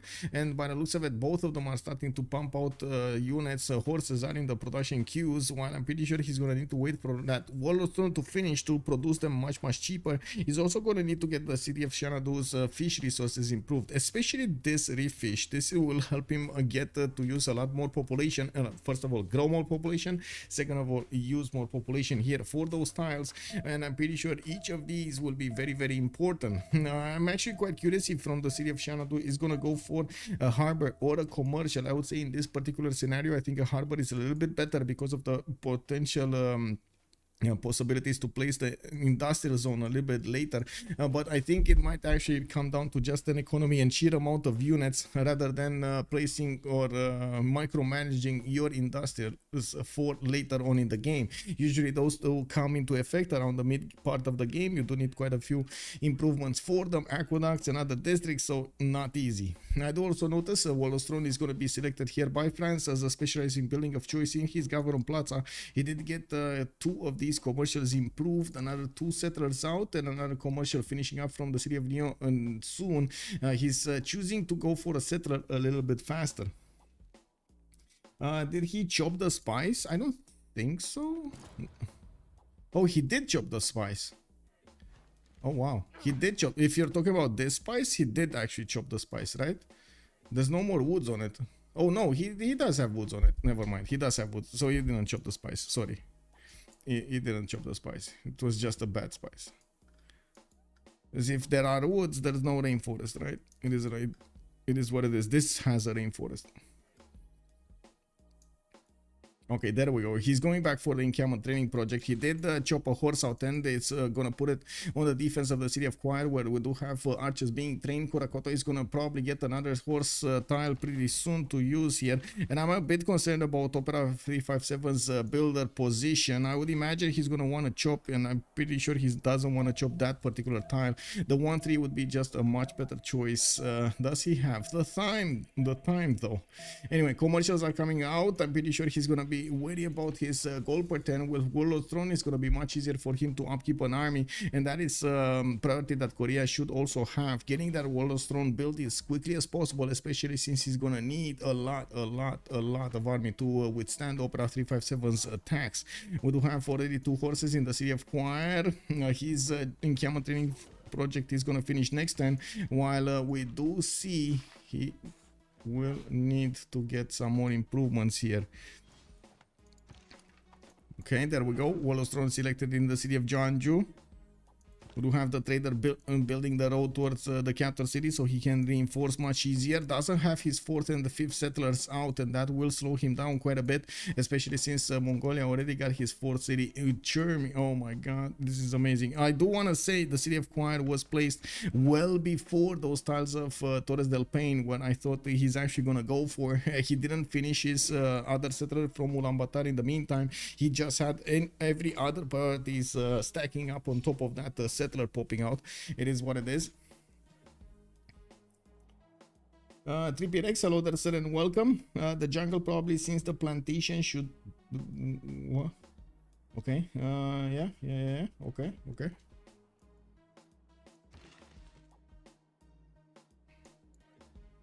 Okay, audience chamber. Ow! Whoa. Wasn't it Wallow's throne a few turns ago? What did happen over here? I'm pretty sure it was Wallow's throne. He's going tall.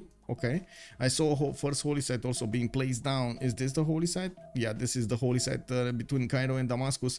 We do have Ancestral Hall, also a chosen building for Arabia. He's gonna try to get us wide as possible, as quickly as possible. While I gotta say this might actually help him get that strength going against France. It will be a bit slower, a lot slower actually than France. He's gonna get his development, his tempo going. He needs to. Suvorov will need to be careful to balance out his defense with his stats over there. Now we do have near bird actually finding a goodie hunt and receiving a relic, because why not? There, the Civilization 6 gods considered Catherine de Medici not strong enough. Throw some more at him. And we do have the horses Opera 357 getting the support bonus of this Trunk Great General, and I'm pretty sure he's gonna use it wisely. We do need to see if he's gonna start pushing into Korea a little bit further, or is he gonna try to do something else. He's starting to 110 horses, and as you can see, he still has builder charges here. There's one more charge available for this one. Can chop the deer if he wants to. Oh, he did chop the forest. No!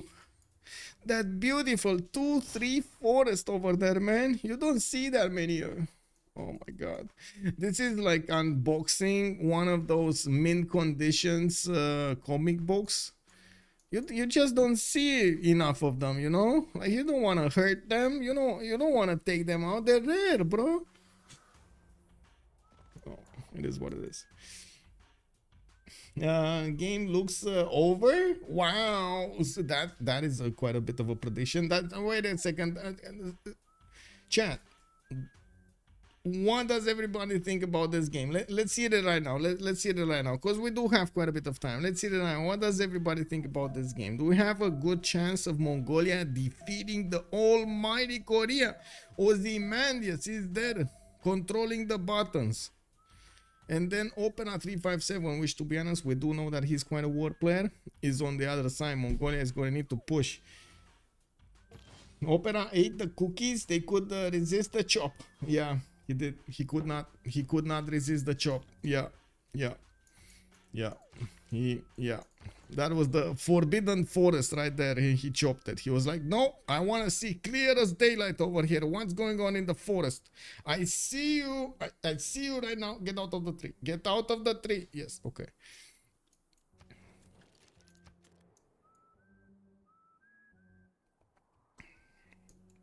Okay. getting that extra production going with the trade routes on Suvorov does allow him to jump up to 59 production. He's still actually well lower than Catherine de Medici, but with less cities, 5 versus 3, and we do have Suvorov starting to get his settlers out very quickly. He's gonna get an extra builder whenever he's gonna get to put them down, especially with the ancestral hall bonus. I do notice his population is growing quite nicely with the lighthouses improved in his harbors, and his economy is quite strong, 26 gold a turn. His science numbers are suffering considerably, and since he did choose to go for a pen brush and voice goldenish, he's not getting the science bonuses from these harbors here. We will have Moksha establishing in the city of Damascus, with which will help him get more culture points, but not the science, and we do need to see how he's gonna try to balance that out. Now we do also need to take a look how Ozymandias is gonna get his general. He is 1 turn away from actually recruiting Shunzu, which is gonna be the next one, while Mongolia is starting to actually push into his territory. He's getting quite a few horses with the support of some archers, and of course his general that needs to cross the river first to give the bonuses to this first horse over here to the west side. Oh, okay. I mean, okay, that archer got away. When we do have the general here, Ozymandias did manage to first move out of the dangerous way, while Opera 357 is pushing harder and harder into his territory. We might actually have the encampment being taken down here. One of his horses got sniped out, and his general got pushed back. Disaster strikes on this river, floodable river over here. We might see a flood, a torrent of water coming through and deleting some more of these units, but at this point, it looks like Ozymandias did notice the opportunity to push back that general who was left alone in the middle of the field, and then saw some angry horses from Korea pushing him out. Hey, go home, eh? You ain't got no business with us. Just go home. You're gonna stay alive. And then we do have Ozymandias here starting to get his swordsman out. I'm pretty sure he's gonna want to reinforce as quickly as possible his position over here. Mongolia just doesn't have enough strength on his own horses to push through quickly enough, but I gotta say he might actually do some neat tricks over here. So for example, if he goes bam, takes out the scout, boom, right, you take out the scout and then first move on that general. Oh, that's gonna be beautiful, right? Keep the general inside of the borders, attack this horse, and then, you know, make a line, make him attack your other horse, make him attack this horse, sacrifice the horse on the banana so you can trade another horse. Oh, that horse is dead. That horse is dead, and the encampment is gonna be out. It's fine. More commercials coming around. Korakota is gonna get his Pingala, and I do notice he's gonna have a bit of a problem with the food generation. I'm pretty sure housing will require a bit of support there. Anyway, we do have the two Mongolian armies setting each other apart here. I do not see that. What is that extra settler? Oh my god, no. Ozymandias is gonna get the tiles of Torres del Paine. Oh, Opera 357 just couldn't secure that Torres del Paine settle on the river, and unfortunately that also would have secured Taruga's peaceful lands there. I think Taruga's gonna die, guys, to be honest. This is how it looks like, right? This is how it looks like. Taruga looks like it's gonna die. More cities coming around from France. We do have him right now on 246 cities, getting his markets out, and I do see some campuses. He did finish the pyramids in the city of Rouen, getting a free builder with some charges. One extra charge from all of the builders from now on. Now we do also notice Arabia sending his settlers finally to their locations. He does have quite a few spots that he could go for. As you can see, he's gonna turn 6 cities quite quickly, while we do need to see how fast he will be to get those science and culture points going. And we do notice Catherine de Medici is getting that gold per turn for his ally here, and we do have him on 24 gold per turn, but it's not nearly enough since Ozymandias does need quite a bit. And I'm sorry, yes, I actually needed to get this going well. Royal Dragons, hello there, sir. Yes, I'm from Romania, sir. If he settles that floodplain, it will die for sure. Yeah, this one, if he settles this, the cotton tile, let's see. I was more thinking that Mongolia is gonna get to settle this city over here. It would have been amazing. Or at least he's gonna have another one to the north, but still not ideal. I gotta say, not ideal. It is what it is. These trade routes are gonna be very important for him to get some gold per turn until he's gonna get to breach the fog of war towards his ally here. Suvorov on the other side. There's not gonna be a shared problem between the other two allies. Ozymandias and Catherine de Medici will get to trade here, no problems. Could set up coastal trade routes if they wanted to, and I'm pretty sure that's gonna help them out get the economy they need for those upgrades. Now, how much timing is gonna be hard to nail here, especially against this overgrown Mongolia. We do need to see the archers coming out from Opera 357 and also him getting 2 stirrups. He just managed to acquire another general while he's going to need to deploy units to help the city of Taruga stay alive. He's sending a few horses there to help out Taruga fend off his attacker. Victor is establishing in the city of Daegu. He just got the city on the cotton tile to get that extra amenity also, and as you can see, he's training more units here. Has an insane amount of jobs still left in the cities, and I am actually curious how Ozymandias is gonna try to use them. Like, for example, one builder would have definitely given him so many more units here than getting a horse. Oh well, it is what it is. Magnus establishing in the city of Marseille, where we do have a lot of shops for him. Iron tile there, more markets. I do see a first tee at the square. That's going to be a +4 here. Toulouse can actually get a +4 also between those two districts, making this one a +5 soon. Not bad, not bad. Bingala establishing in the city of Lyon. We already have Nearbird with 23 science and 26 culture. He's probably going to pop out another 4 points of science, and of course when the city is gonna keep on growing, I gotta say he does need a little bit more food here. Probably that banana improved to get more population. Okay, finally we got Arabia getting a few horses and another wave of settlers. Another wave, big wave of settlers. 3 more settlers coming around from his cities. Okay, he's trying to catch up, and he's trying to catch up quickly here. Okay. Are we actually going to see Ulaanbaatar here with settler? Please tell me that he's actually going to get a settler. How many techs and is Holy Bolt ahead? Let me actually take a quick peek over here. Where was it? Score screen? No, wait. There was a... So let's see here. Technology is known 12 and 14 on Sundok, while Opera 357 is on 13 and Suvorov is on 10. So 1 tech ahead. Sundok is 1 tech ahead of Opera 357. I wouldn't say that's a massive advantage, but that is an advantage. The fact that he also did manage to acquire 2 of these great generals is going to help him out widen his defense quite a bit. He's going to get to move units and get the movement bonuses and damage bonuses here next to Taruga, as well as defending the city of Quire. In the meantime, Victor is establishing in that city center, and we do see more horses getting produced. I do see Opera 357 6 turns away from getting stirrups with civil service in 5, while on the other side we do have in 4 turns or 3 turns they're gonna get civil service. We will need to see if he's gonna go all crazy on the Keshiks or not. He still benefits from the Keshiks, right? This is the one doesn't have the double. Yeah. Mongolia, it's unique to Mongolia, so both of them have it. Genghis Khan does have the extra +3 combat strength and the chance to capture enemy defeated units, while Kublai Khan Mongolia is going to get the extra economic policy slot and of course the other bonuses from the international trade lines. That is quite good over there as a bonus. I don't see his second general getting here though. I mean, I guess he's trying to push Daegu, which is kind of a weird position. He's trying to stop him from actually pushing out the Seon out there, while he's gonna try to take another stab at the Gyeongju here. I would say this is a bit too weak of an army to do something properly here, especially since we do have 3 horses on Korea's side with some archer support. They could take out a horse with that amount of firepower, even with general bonuses here.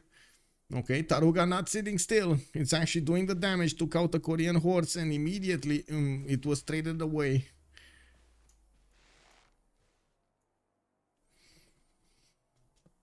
Is this a tournament? Yes, this is a tournament from the CivCIS community. This is a Suits community of Russian-speaking players, and we do have a 2 versus 2 going around. The tournament is going to be quite fast. From what I understand, it's about a week and a half or maybe like 2 weeks.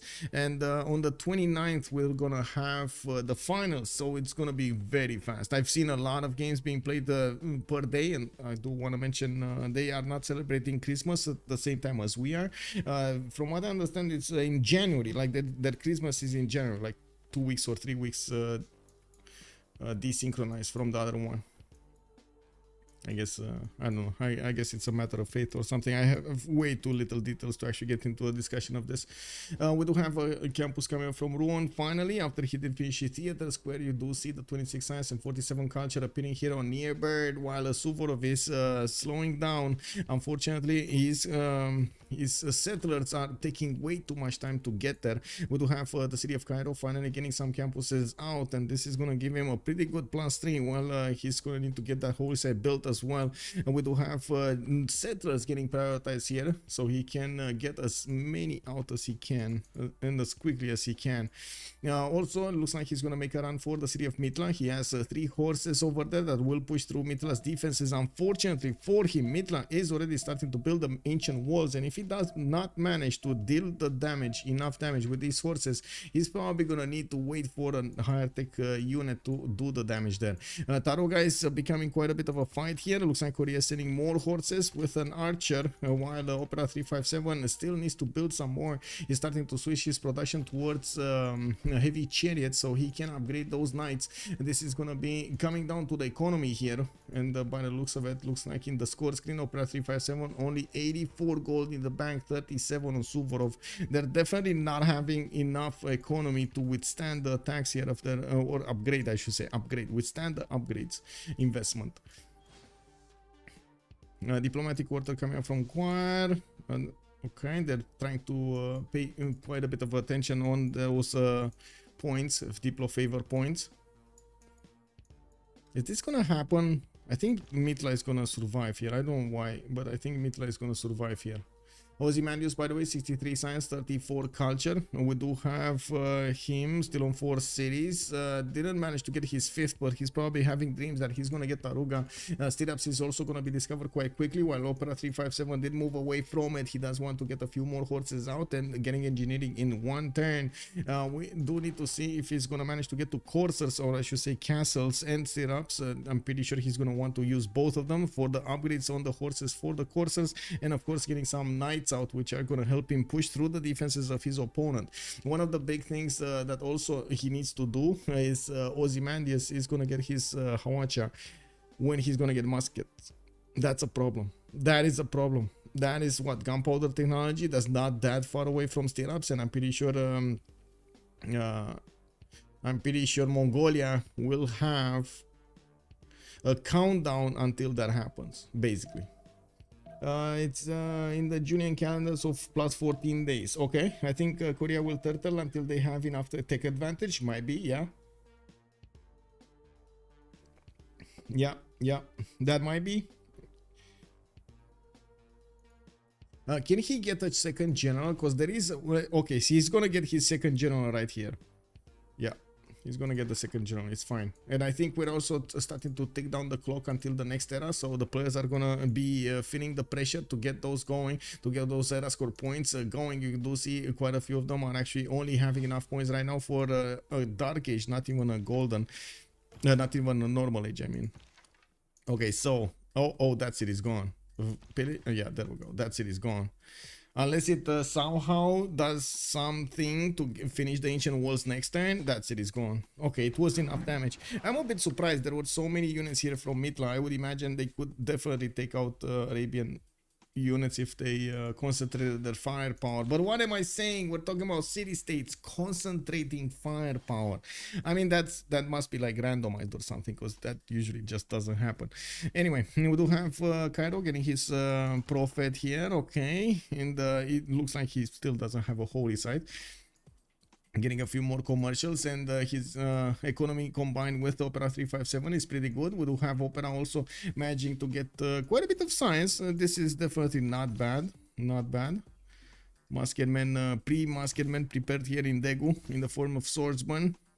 Taruga does seem like it's also gonna bite the dust. He's not building walls, and unfortunately he's not getting the message that Korea really wants that city. Or maybe it is.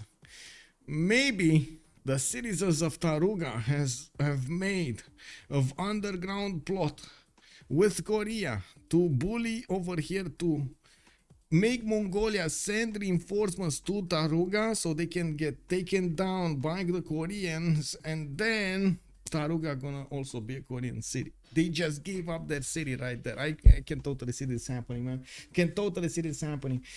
City state AI not always good at war. It's a 50-50 coin flip. Definitely, yeah. I just wanted to make a little bit of fun of it because, to be honest, you know, you gotta do it, man. You gotta do it. Okay, we got some pokey going around here. Looks like there is a bit of a problem to take out that horse, but I think with the 3 swordsmen he should be able to. Probably just doesn't want to sacrifice too many units here. Oh, another horse of Korea has been taken down. This is all in the play, man. This is all in the plan, you know. Okay, so Mitla has been taken down. Suvorov is getting closer to his opponent here with horses, and as you can see, he did manage to get to 2, 4, 6, 8 cities, soon to be 9, 10, soon to be 10 cities here.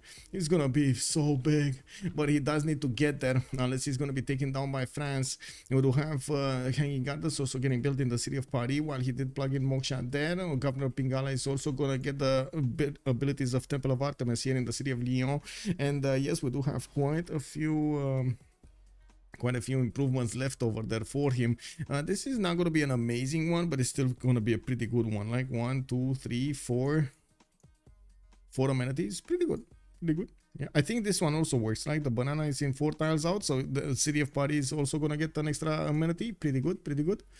Okay, merchants are also starting to be acquired. Next one is going to be Zankian. France is going to get his 5.7 points a turn. We got Mongolia on 1, and by the looks of it, nobody else. Great scientists. I did notice there was a bit of a there we go, a bit of a commotion here.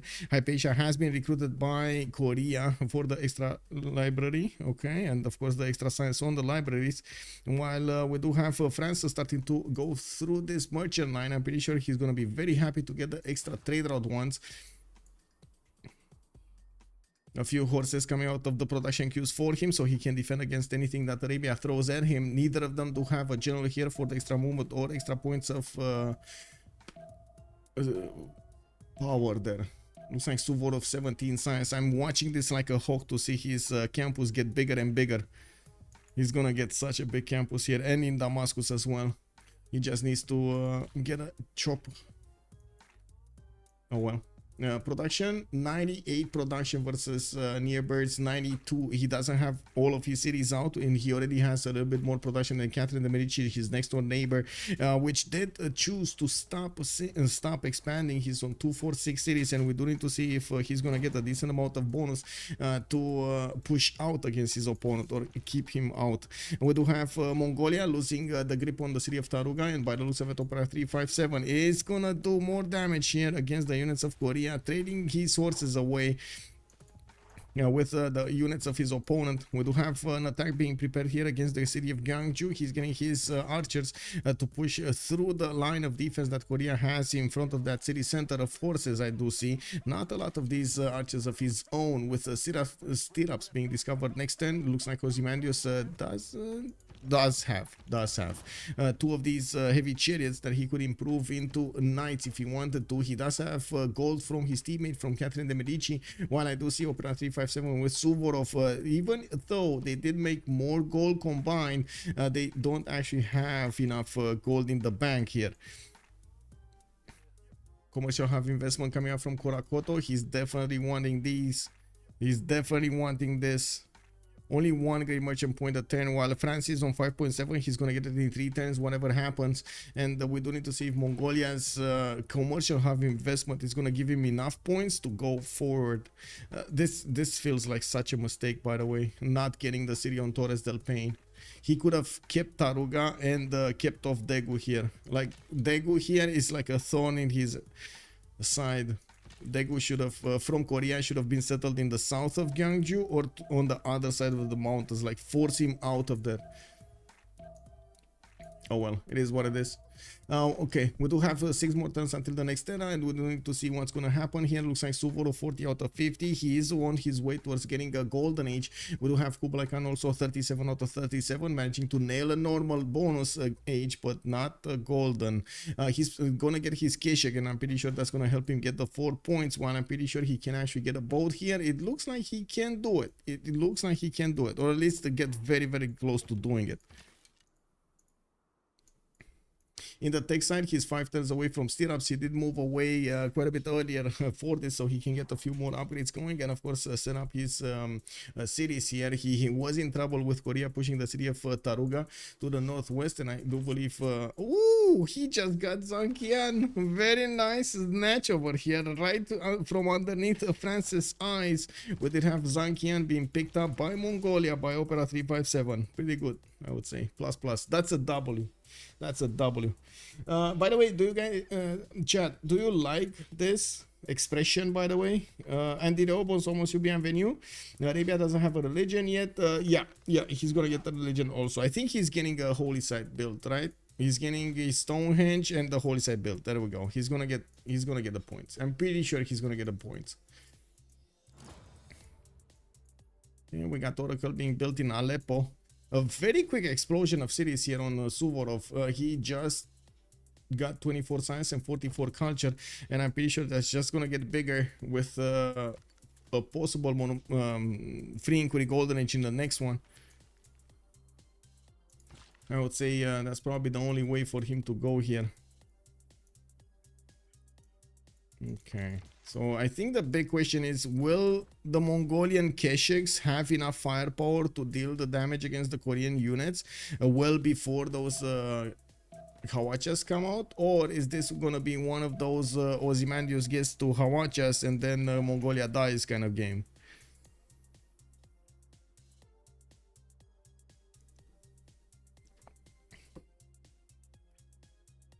No? Nobody knows? Okay.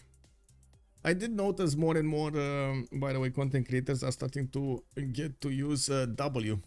So, you know, win instead of a win. That's a W. But they're calling it out W for like basically anything.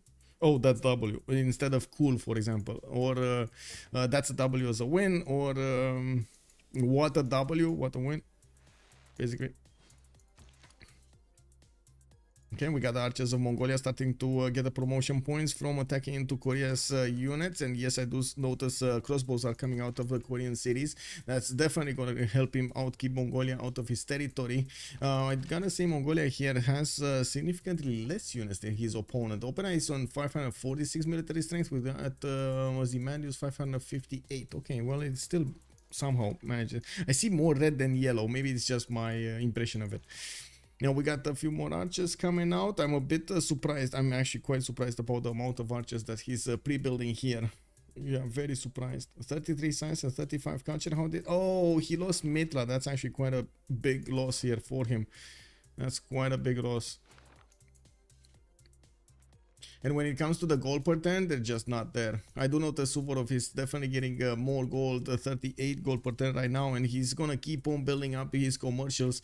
We do have on the other side, actually, France is starting to push into the city-state of Mitla, while the moment Suvorov doesn't have enough time to get to his coursers, we might see Nearbird get back the city of Mitla and liberate it, and or take it out for himself. We do have finally more settlers coming around from the cities of Nearbird, and I do see an army of builders. He's going to get finished here. He probably already has feudalism bonuses on his side because he's discovering divine right in 4 turns, and he's going to get the extra builder charges on each of these. I do notice finally the encampment is being put out from the city of Marseille, and I do notice there was an attack on the city of Mitla. Looks like Arabia is going to have quite a fight on his hands. He's going to need to be quick on the buttons to operate the horse style, the horse over here next to Mitla. This is GG as Korea is almost double the science. Oh. Well, I gotta say, big blue number is not always everything. So we're gonna need to see if Mr. Mongolia here is gonna manage to do what needs to be done against Ozymandias. We definitely have quite a bit of potential over here on Mongolia, on Kublai Mongolia, especially with the Keshik timing in 3 turns, but it's gonna take quite a bit of time. And I gotta say, instead of getting those archers, I think it would have been much better to get builders out, so you can chop out as many units as possible in that amount of time. We do have feudalism coming up in 2 turns, and yes, pre-builds for builders. You get them built with the 30% production card, which he doesn't have. What? Oh my god, this one, the Ilkum, right? And then you switch off when they're 1 turn to finish. You switch to you finish feudalism. You plug in the feudalism card, +2 charges for the builders, and then poof, you get all of the builders next time with +2 charges on them. That's amazing. Yeah, we got 3 more turns until the next turn. I think Hanging Gardens has been finished. We got France finally putting one of these chateaus. Oh my god, please, my man, get this, please. Why is this a mine? Why is this a mine? This needs to be a chateau.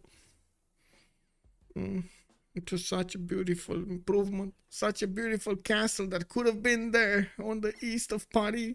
Just overlooking everything, seeing the mines for the item, for the gypsum, eating bananas every day.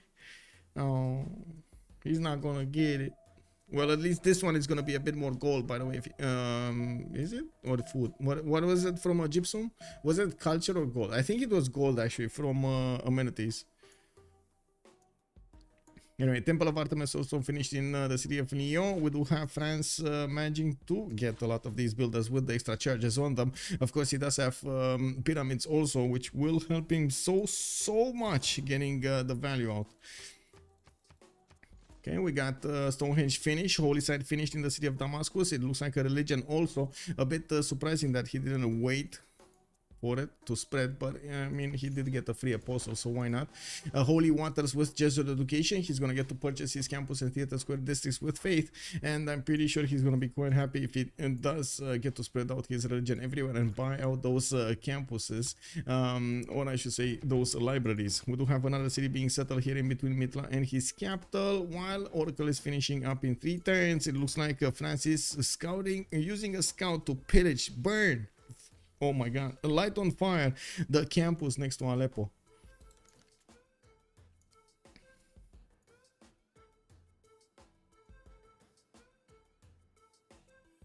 Yeah, crossbows, man. Crossbows, that's a problem. That is a problem. Like these crossbows will do significant damage against Mongolia, especially if these units are a little bit banged up. As you can see over here, it's just so bad. The crossbows doing 50 damage against the horse, 41. General on both sides. Yeah, that is a problem. I mean, he can't really trade efficiently here. Now that Korea also has knights, these horses' ability to attack the city centers just diminished severely.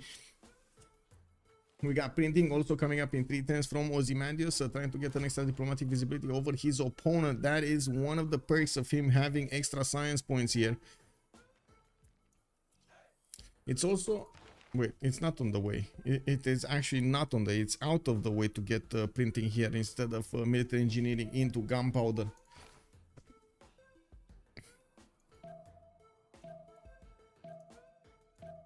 Oh well, we'll see what happens here. Looks like Mitla also is still benefiting from 3 horses, while France just made a line of defenses, not interested in pushing through, or at least not that we see right now. He definitely wants his encampment finished, and we're going to need to see if he's going to get that higher strength unit we've been talking about. First things first, of course, getting to their golden ages is the priority. We got Suvorov here getting to the next golden. Opera 357 is 4 points out, while he does have knights getting out from Korakoto and Ulaanbaatar. That also means he can put into production queue one of his Keshiks. Does he have a chop for it? No. Well, I guess he does have this one, and there we go. He's gonna try to chop it. Is it enough though? Oh my god, it's not enough. Is it enough? Is it enough or not enough, guys? Is it enough or not enough? There's only 1 builder charge. Not enough. I think that's the answer. Not enough. That's a problem. 4 points are missing from Opera 357, and I don't think it's worth it to actually just straight up buy a cash. Or is it? What do you think, guys? Is it what chat? What do you think? Is it worth to pull your gold together right now to give enough gold so he can buy out a Keshek, so he can get his golden age? Is that how much is a Keshek? Hello? Oh, okay. Sorry. This it's 360 gold. They don't even have enough gold. What am I talking about? They barely have 300 gold. They don't even have enough gold for a Keshek. Wow. Well, that's unfortunate. 46 out of 48. Come on. You can do it, Opera 357. We believe in you. Just 2 more points. You can do it. Anyway, near bird is going to be a 56-53. He got his golden age going. Ozymandias is going to flop it. We got 41 out of 49. Unfortunately, not going to be in the golden here. He does have an extreme amount of crossbows right now available for him with quite a few swordsmen and upgraded knights. It definitely feels like the gold right now is on Korea. They had the money to buy their soldiers everything they need to take out their opponents here. Few seconds remaining, and Opera 357 is gonna miss this golden by 2 points. Not to mention Ozymandias very far away. 8 points out. It is what it is. It looks like, of course, their necessary defensive screen here on the right side or on the left side, depending on which perspective you're taking a look from. It's definitely taking away a bit too much production from them. I also believe we're probably going to see some victims of these archers here in the forest. I'm pretty sure the Mongolian knights are more than suited to take these out in one shot. We're going to have a pause of 2 minutes to actually see the Congress, and we're going to come back after those 2 minutes. Looking at the screen here, looks like Arabia is trying to move out the French scout from his territory. Unfortunately, still plagued by all of these pillages here. You can see the fumes getting high up in the air. He's getting a few builders also to the southeast, which are gonna help him get everything done over here and get more units. We do have Suvorov with a severe lack of science in the tech side. He's still 2 turns away from getting stirrups, with 3 turns away from getting divine right. Doesn't have his pre-builds down. No heavy chariots here, and unfortunately that might come back to haunt him, especially since Nearbird does benefit from a few knights. He just chopped another one, and I do see the city of Marseille is going to finish one in 1 turn. He has a city with him. He could actually go in the northwest and push a little bit more. Mitla entertainment complex coming up from the city of Rouen for those extra amenities, and I do see he has some chops if he wants to for the Colosseum. Putting it on the aluminium tile over there is going to give him quite a few bonuses. Going to probably hit Lyon, Paris, Rouen, Toulouse, and Marseille. No, Marseille is too far away. 2, 4, 6, yeah, 7 tiles. 2, 4, 6. This is hittable. 2, 4, 6. Lyon is here. So 4 cities Colosseum. Not bad. 4 cities Colosseum is pretty good, especially in the situation that you don't have that many cities to begin with. Oh, is this gonna be another city? This might be another city on the coal tile there, or just where he is right now. He can definitely get another city. Ooh, he got a chateau, but not next to the river, man. He lost those 2 extra gold points because of the river. Oh well, it is what it is. Anyway, we're gonna have that pause of 2 minutes, and we're gonna come back after this pause. Doesn't matter as much as they both missed golden age. No, that actually equals themselves out, right? Let's see. Oh, I go A. Islam. Me.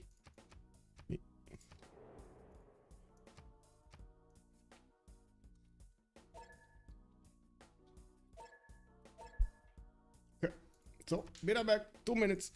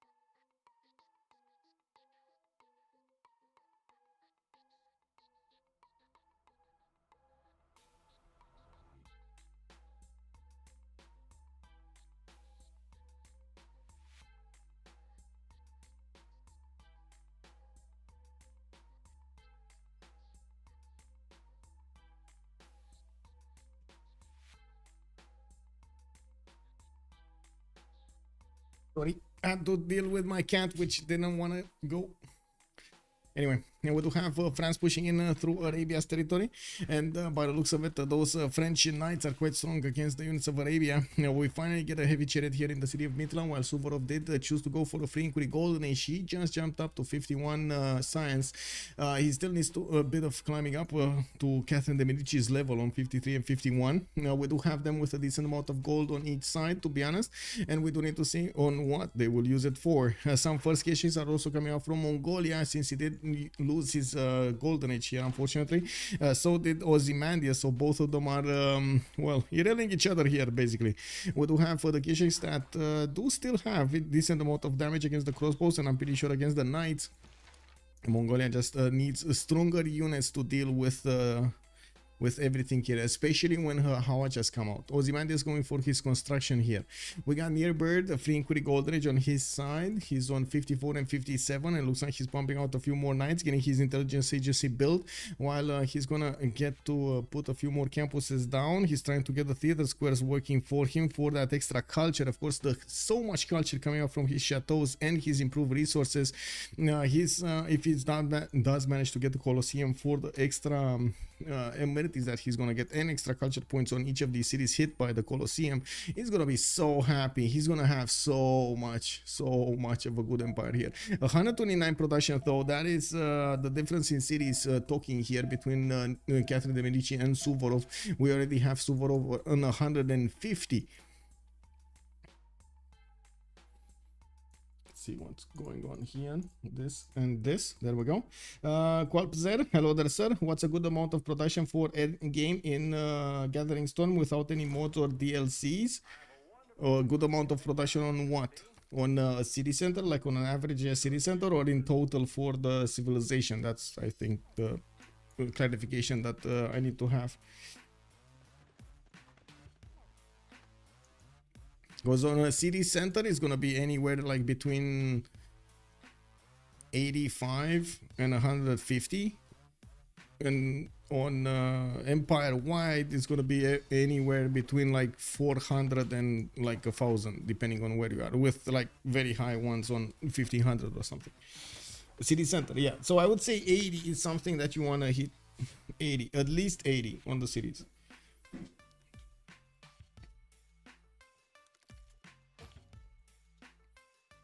Intelligence agency in Jeonju, 6 turns away from finishing. He's getting another encampment training project. He definitely needs a higher general here, one that gives bonuses to Renaissance era units. That's where the musket technology is, and he's making 4 operational points. Oh, actually, Mongolia is making 4 operational points a turn. He's not that worried of recruiting one. We do have Mitla actually keeping strong against France, while he did get one of his tiles pillaged here. It looks like no other units were harmed in this engagement. We do need to see if Nearbird is going to manage to get his upgrades going on his units and then push. He does have a significant advantage of technology over his opponent with 19 technologies versus Suvorov's 16. But I gotta say that science number, total science number, if 176 versus Suvorov's 556. Quite easy to assume here that also Ozymandias has such a big advantage over Opera 357 because of that science number of 1,258 science points versus Opera 357's 857. The extra diplomatic visibility helping him out to gather more points, +3 against his opponent, and not only allowing him to defend much easier, but also push much easier. Of course, those bonuses are going to be matched here when Opera 357 is going to finish his own printing, but that's the reason Jeonju is getting an intelligence center, so he can get a spine and get some more of those diplomatic points covered. We're going to need to see if he's going to manage to get the terracotta army. He definitely has a tile for it, so I would imagine Korea might want to try it out. So many of these crossbows prepared for the upcoming upgrades for those Hawachas. We do have 1, 2, 3, 4, 5, 6, 7, 8, 9, and some level 2s. I mean, yeah, this is gonna hurt. I gotta say, this is gonna hurt. Wait, Mamluks are common, right? Like they're common between the two Arabias, or is it just one? Yeah, it's unique to Arabia, so both of them have him. Okay. The Mamluk. Anyway, more science points here. Suvorov getting his campus in Damascus. This is going to be a pretty strong one, a +5. While we do have a +3 over here, turning into a +4 afterwards. He still has some wells to improve, and he still needs to get his missionaries to expand his faith reach, in his religion reach. He doesn't even have his capital city converted. At least he does have Governor Moksha city converted, which is going to help him spread much faster, but he definitely wants the ability to buy out those campus buildings as quickly as possible with the faith pattern. Okay, intelligence agency also coming up in Fortens from near Bird, getting another encampment in the city of Lyon, and of course you see the campus spam here from him. Definitely wants to get the science. More knights also coming around from Korea's side. Knights also pushing in from Mongolia. He's gonna try to hit Korea before he gets his gunpowder, and as you can see, Ozymandias is 5 turns away from getting it. While I do see a near Bird trying to get to his printing in 2. Did he move off actually from military engineering, or did he finish military engineering? Because I can swear I saw it, but I didn't see any kind of like progress bar available for it, so I don't know if he finished it or was just selecting it.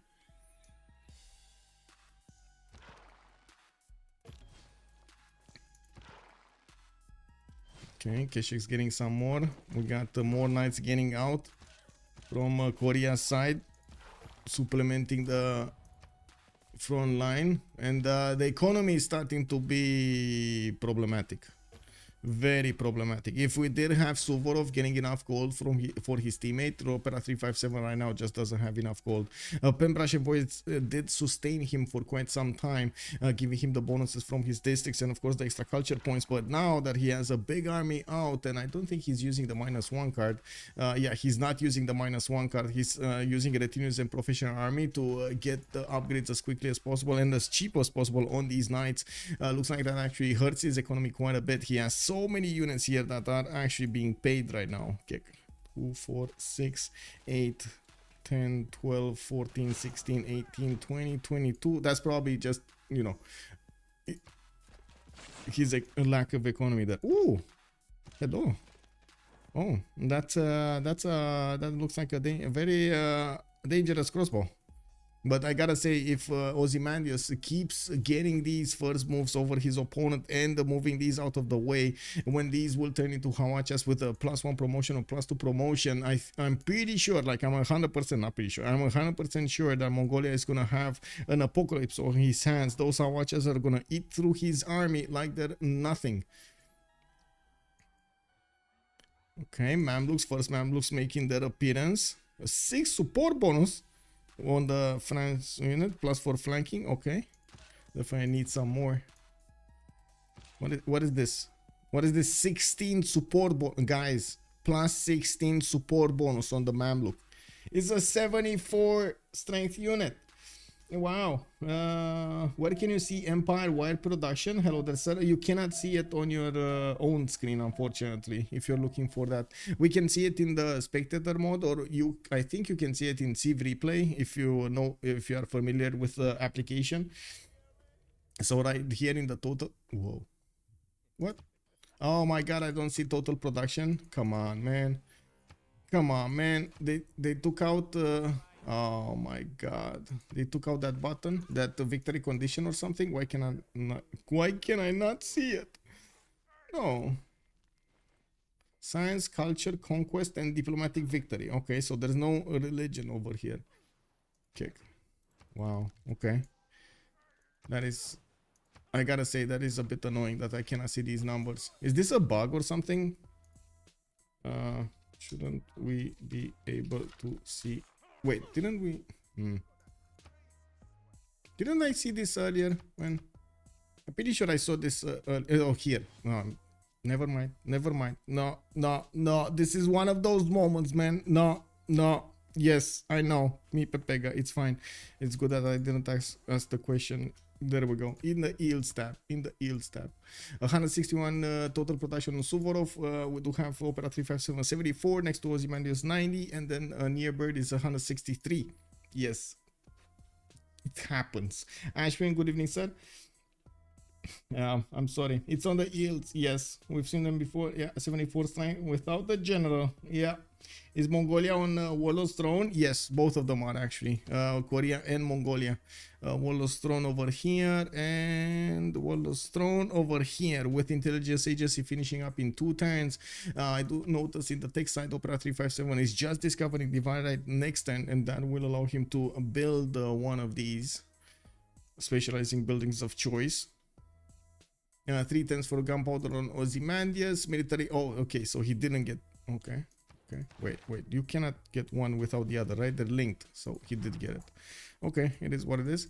We do have Campus from Calais, and I do notice he's getting an encampment training project. He does definitely want one of these generals. I didn't notice if Korea got one of the higher strength generals. Hannibal Barca, no. Shunsu, no. And this counterattack is starting to happen, by the way, with the amazing amount of crossbows that he can do the damage against Mongolia. He's starting to push in last second to do some damage here against the units of Mongolia, and managing to pick some off without any kind of repercussions. You can see that Ozymandias is quite quick on the buttons and he's trying to retreat. That was a trade, a very bad trade here for Opera 357. Lost one of his knights for that horse. That was unfortunate. We got another Keshik being taken down here, and it looks like Mongolia is also gonna try to trade that horse. He couldn't make it, and he lost a knight. Oh, like these are unsustainable losses. These, oh yeah, that's a problem. Another unit. So that's like what, 1, 2, 3, 4 units for one. 4 units for 1 lost. That's just not a good trade. I gotta say, Ozymandias is coming up on the trades on top of this. We do have to see if France is also going to manage to get that technological advantage, since Suvorov is catching up quite quickly with the science points. He's going to get those campuses filled with libraries very, very quickly, and I'm pretty sure he's going to try to get an upper hand over his opponent. The economy, though, is dragging them down, and finally Opera 357 did manage to balance it out, I would imagine, with the gold of Suvorov per turn, while Nearbird and Ozymandias are starting to make more than 100 gold per turn. Between them, that is enough gold so they can upgrade the Hawachas pretty soon in 2 turns. I'm certain that Ozymandias does have his cards working here, mercenaries and everything he needs. Let's see, feudal contract. Yeah, professional army. There we go. There we go. Yeah, he's, you know, he knows what to do. Still extra intel on opponent's movements on the units of Korea. The spy is getting out the next turn from Jeonju, while printing is finishing up in 3 turns from Opera 357. That is just enough time to get the spy from the intelligence agency to get plugged in Mongolia. There's gonna be only like probably 1 or 2 turns without diplomatic visibility over Mongolia. We're general. Mongolia is gonna get 1. Korea wants to get 1. France wants to get 1. Arabia did put down an encampment. Oh, he did, and he's getting encampment training projects from Mitla of all cities. Okay, foreign ministry coming out from Suvorov. I don't know about this. Intelligence agency does definitely seem like it's the meta in the 2 versus 2s. Colosseum also gonna be finished here. Looks like Nearbird is gonna get to chop it. There are 3 more turns to finish that in the city of Rouen, while nobody from the map is contesting it. We do have France also with 2 spies here in the city of Paris, and I do notice he's just about to send them to his opponent here. Does he have a terracotta army possibility? I guess. Yeah, he does have. Okay, what's happening here? We do have Mongolia retreating, bunkering down next to the city of Choir, where he does have the abilities of Governor Victor to give him an extra +3, while Korea is also retreating to give a bit of health and a bit of time off to these units before the final attack begins against Opera 357. We do see Ozymandias next turn gonna get that gunpowder, and he's gonna get to upgrade all of these crossbows with the technology he wants with Hawacha. But I gotta say, he's also gonna be 3 turns out from medieval fairs, so he might not actually get to switch them next turn if he doesn't switch to a civic that finishes next turn. Oh well, it is what it is. I do see Mongolia did also manage to get Timur, and we do have on the other side El Cid showing up for the help on Korea.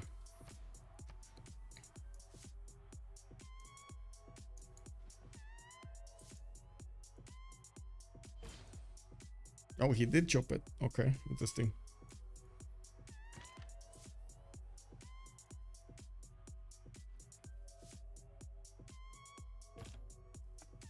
Yes, Francis, no in trouble, gonna get the worlds going. Yes, he gonna get the worlds going. Yes. You think Francis is in trouble? I don't think Francis is in trouble actually. I have a feeling here the economy on Ozymandias and France is gonna keep them. He's gonna keep them alive.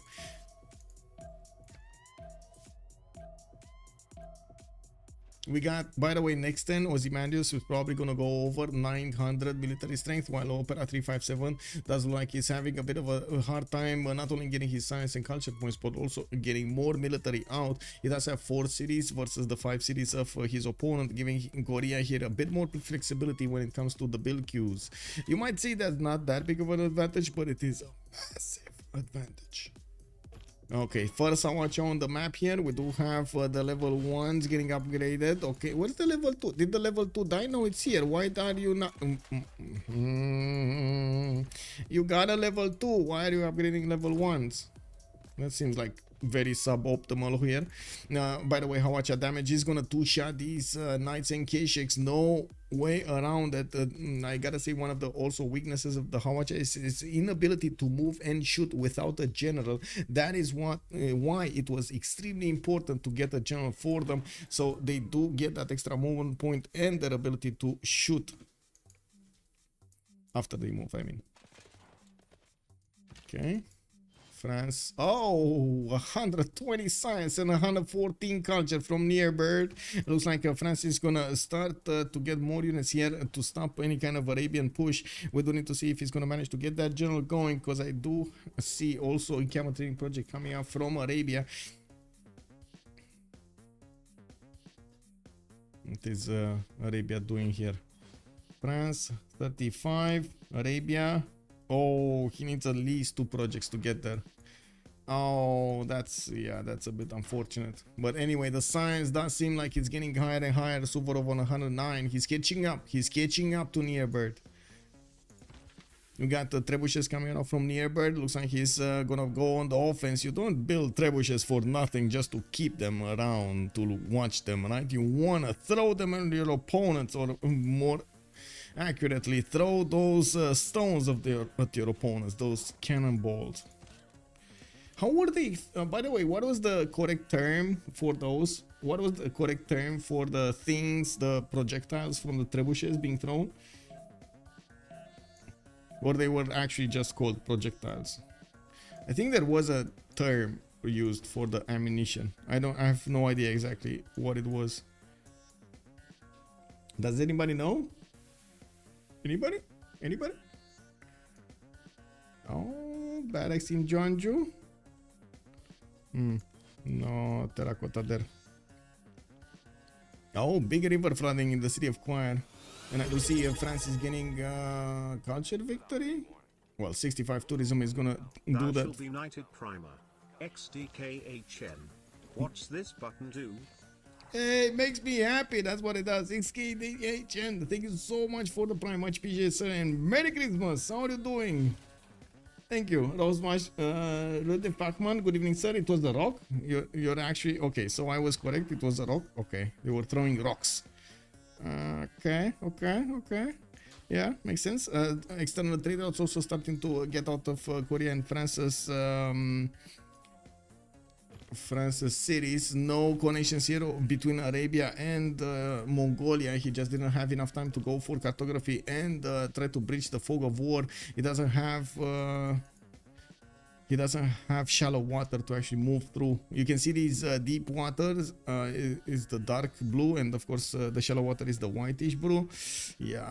Yeah, that's a problem. Anyway, Hawacha attack starting to come in. Mongolia is gonna try to put some sacrifices on the front line there and try to attack the Hawachas, but I gotta say these Hawachas are gonna start doing the damage pretty soon here.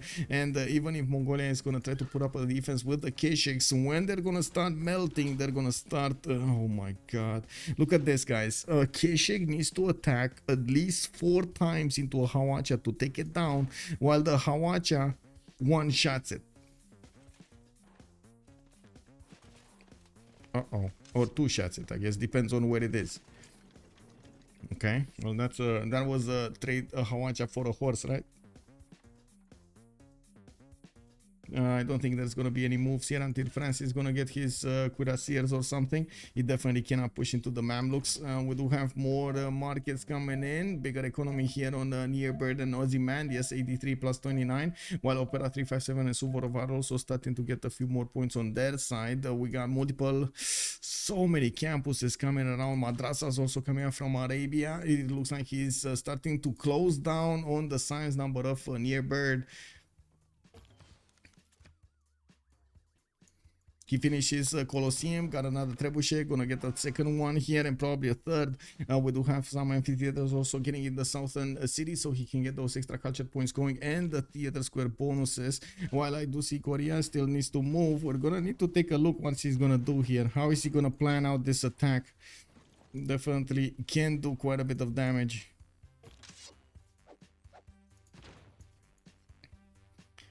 Okay, all of the Hawachas in the north did get promoted, and we do need to see them move towards their opponents slowly but surely, making the benefits of their range.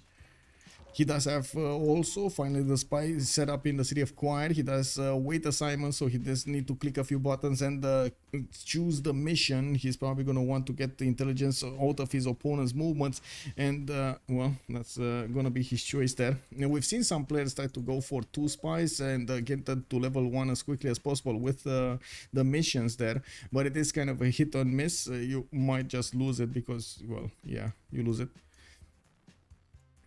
We got a level 1 spy here from France in the cities of Arabia that will give him that extra diplo. No, that actually equals out the extra diplo that Arabia had. Arabia doesn't have a spy, actually. That's printing. That's printing. Okay. Catherine de Medici didn't go printing.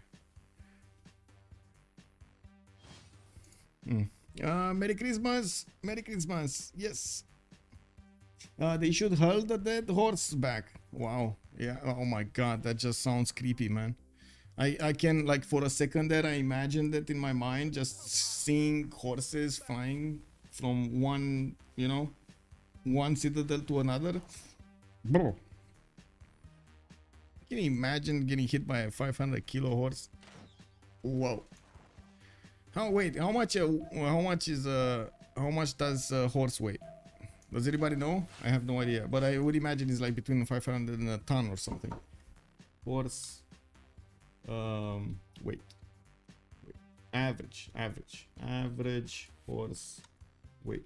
Let's go for average.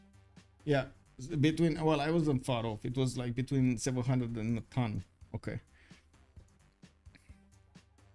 Anyway, we do have Mongolia here that is doing the damage against Korea. He's trying as much as possible to withstand the attack of those Hawachas, while he's trying to also flank through the north of Kurakoto.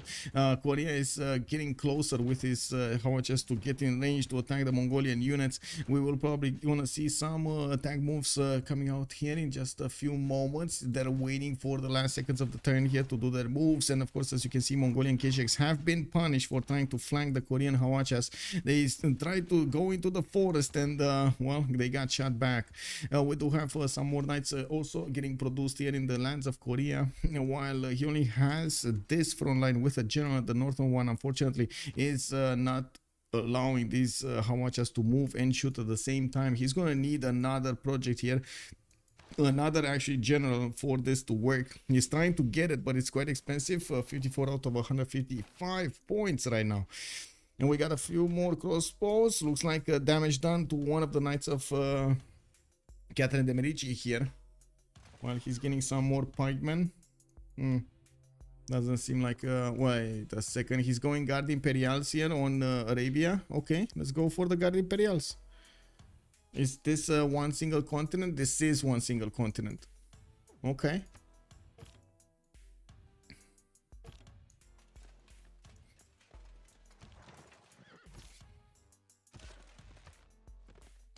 So this is gonna be another one of those times we are asking about the money. 500, 600 points of gold here. I'm pretty sure that's gonna be enough to upgrade those Guard Imperials. Oh, and of course, Ozymandias is slowly chewing through the Mongolian defense that's getting right next to the river here. It's gonna be tough to cross that river, especially since it's a floodable terrain. But I'm pretty sure he's gonna nail it. He's gonna do it. This level 2 is standing back. Not sure why, but it's standing back. Probably doesn't want to lose it. He's taking a little bit more care of it. In the World Congress, Islam plus 10 doesn't really matter. Sondog does get the plus 4 gold. That's amazing. And Diplo victory for Yabird, for Nearbird, for Catherine de Medici. Well, to be honest, in the score screen here, it's going to take so much for the Diplo victory to activate. I would imagine Hawacha push with maybe a follow-up with Cuirassiers. And of course, the Guard Imperials of Nearbird might actually finish this game. We do have Madrasas getting out of Suvorov's territory while he's on 133 science. This is the first time in a long time he's managing to make more science than his next door neighbor, Catherine de Medici. He's also making a lot more production and has a lot more potential coming out of so many campuses and madrasas. Madrasas are replacement universities that you get only with Arabia. They do give you the sciences, how to say, as well as faith. And that's a lot of science. Actually, isn't the science spec to the adjacency of the campus, if I remember correctly? Madrasa. We do have bonus faith equal to the adjacency. Okay, it's bonus faith equal to the adjacency plus 5 science. Okay, that's base 5 5s. Yes. Okay, I was mistaking the science with the faith. Okay.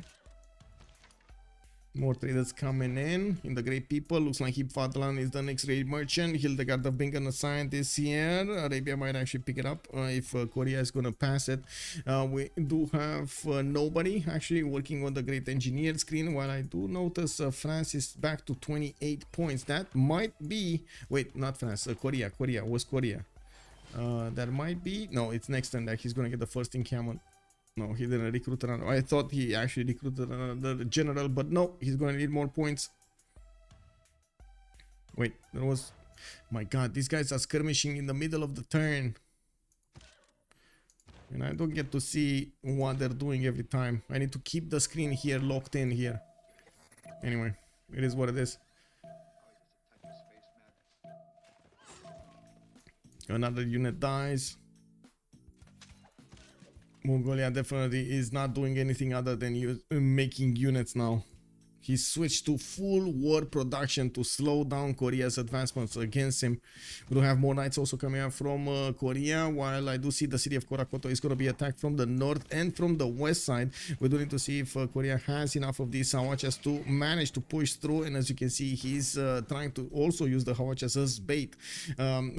We do have Mongolia doing quite... Oh my god, so many. Just 5 units got taken out in the span of a few moments here. That's a 6th unit right there. Mongolia losing 6 units a turn. That's just... I mean, you know, that's just not sustainable.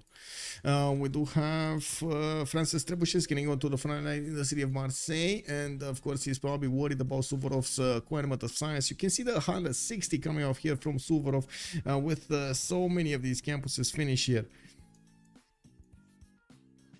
Wait, what did he activate that for? Oh, finally he can actually see the territory. Okay, finally he's getting in. He's getting his admirals to connect his economy with Mongolia. That's going to help them out so much.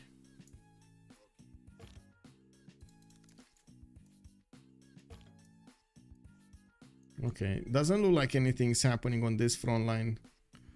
And I don't think we got Islam. Oh, Islam actually did go for stewardship here, getting the extra 2 science on the campus, extra 2 gold on the commercials. That actually helps him pad his numbers quite nicely. And that's also a religion that might work well on Mongolia. He's going to get extra science very well, very good, very good. Wait, did I see that correctly? Listening post here. And wait, did Mongolia get more? No. No, it's the Knights of Korea that have more. Old Santiago 21 has joined the round table. Ooh. Thank you, sir. Much appreciated. Let me actually take a quick peek over here. What did just happen? Old Santiago 21. Thank you so much for the follow, sir, and welcome.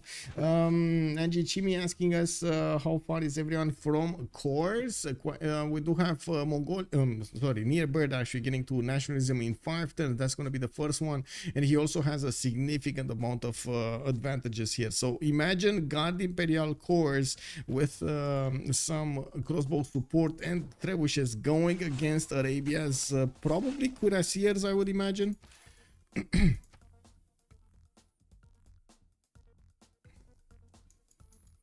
Anyway, let's see. Yeah, this kind of looks like he broke Mongolia. This kind of looks like he broke Mongolia. Like there's no way Mongolia is gonna get out of this. I don't see a way, at least. Like there need to be so many mistakes done by Aussie, which I seriously doubt, so that Mongolia will stay alive here. Like Aussie is probably gonna cross this river next at the end of the turn, I mean, and then shoot everything across that river next turn. Oh, wow, not this man. Oh, he wants the level 2, okay. But still, that eats into his available units to attack next turn. Anyway, it is what it is. He did. How many pre-builds? Do we have pre-builds from Catherine de Medici? 1, 2, 3, 4. He needs to move away from military science. He needs to move away right now. Oh my god, Near Bird. Like the difference in actual production between the Musketeer and the Guard Imperial is insane, man. Like, check this out. Guard Imperial is 360 production, right? Well, 180 because it's double. And the Musketeer is 220. Cut in half is 110. Ooh, that's a big difference. You can imagine he would rather spend the gold and get more than have less and wait for them an eternity, right? Okay. About the simming, does seem like Korea still wants to get his encampment training project for the second general, and I do see Korea is probably going to get it pretty soon.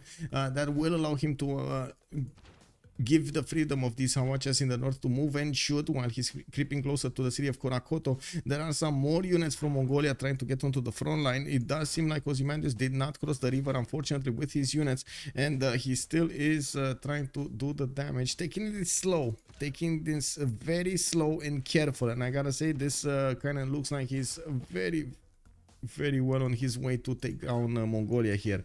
And we also have very few units from Arabia on the defense of Mitla. While he has strong units with the extra support bonus, there will definitely not be strong enough with all of these units gathering here from France. We do have the first Guard Imperials getting out next turn here from the city of Paris. While I do notice the production numbers did go sky high. 4 turns for Marseille to finish a half produced Guard Imperial, with 7 turns for the city of Bordeaux. Well, to be honest and to be fair to the city of Bordeaux, they're kind of new, right? This is basically the noob city of Paris. Is the newest one. It is what it is. It's, you know, it's getting there. It's you know, it's going to be fine. You may be able to use them interchangeably. However, there are some key differences, both historically and on technical level. We made catapults in school. Oh, nice. I didn't get to make catapults in school. What? Kyber also is mentioning that Genghis is not in the Civ pool. It's not? Okay. Yeah, it's not actually. We didn't see him.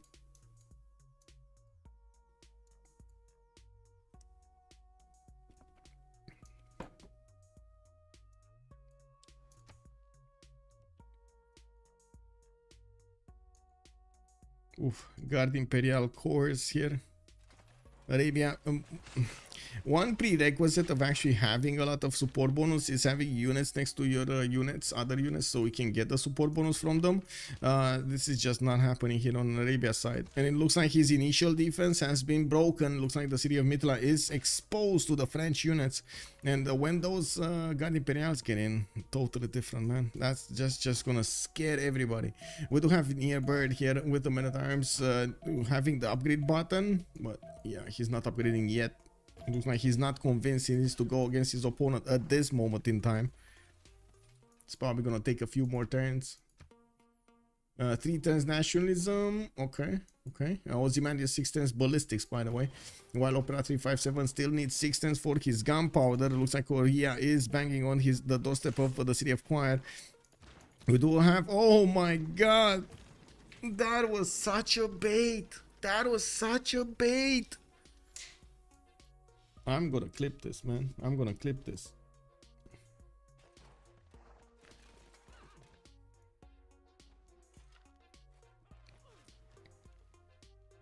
Moment in time. It's probably gonna. Okay. While operations for his gunpowder, looks like Korea is banging on the doorstep of the city of Choir. We do have. Oh my god. Okay, got it. Just a second. Oh my god.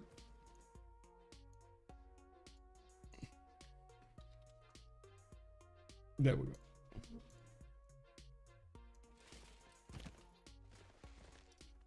More of the Korean corsairs getting in from the north. We do have Mongolia still using his CivCIS to do the damage against the Hawachas. Unfortunately, they just are not strong enough. We do have drones deployed everywhere, not helping out with the matter. It also looks like Korea is going to get to push into the city of Choir in the next 2 turns, while he still needs to take out the remaining units of Mongol. We do have on the west side here, Nearbird managing to break through the Mongolian defenses. This is about the time we're going to see that attack started up, and as you can see, he did choose to get his knights promoted here so he can get the health back, while he has some in the backline here. He might actually choose to go around his defense next turn. Got Mamluks hard build in the cities of Arabia. 3 turns, 2 turns from Mamluk to get out. That's not going to be enough, especially in the case that we do have God Imperials already out from the city of Marseille. 87 strength. My god, 87 strength. That's not even a core. That's just a single lonely God Imperial. I'm pretty sure he just needs to let Arabia here get a whiff of that God Imperial, and he's gonna be like, ah! Let's see what we have here. Keshik in the city of Choir. 3 turns. I mean, this is the same problem, right? Not enough production to outmatch your opponent here. By the way, I think I didn't ask a very important question. Are they allowed to concede? Or is this to the death? This might be to the death, right? We might actually see them needing to take over capitals here. Does anybody know? It's good to play from behind for the practice, yeah? Yield stab? There we go, yield stab.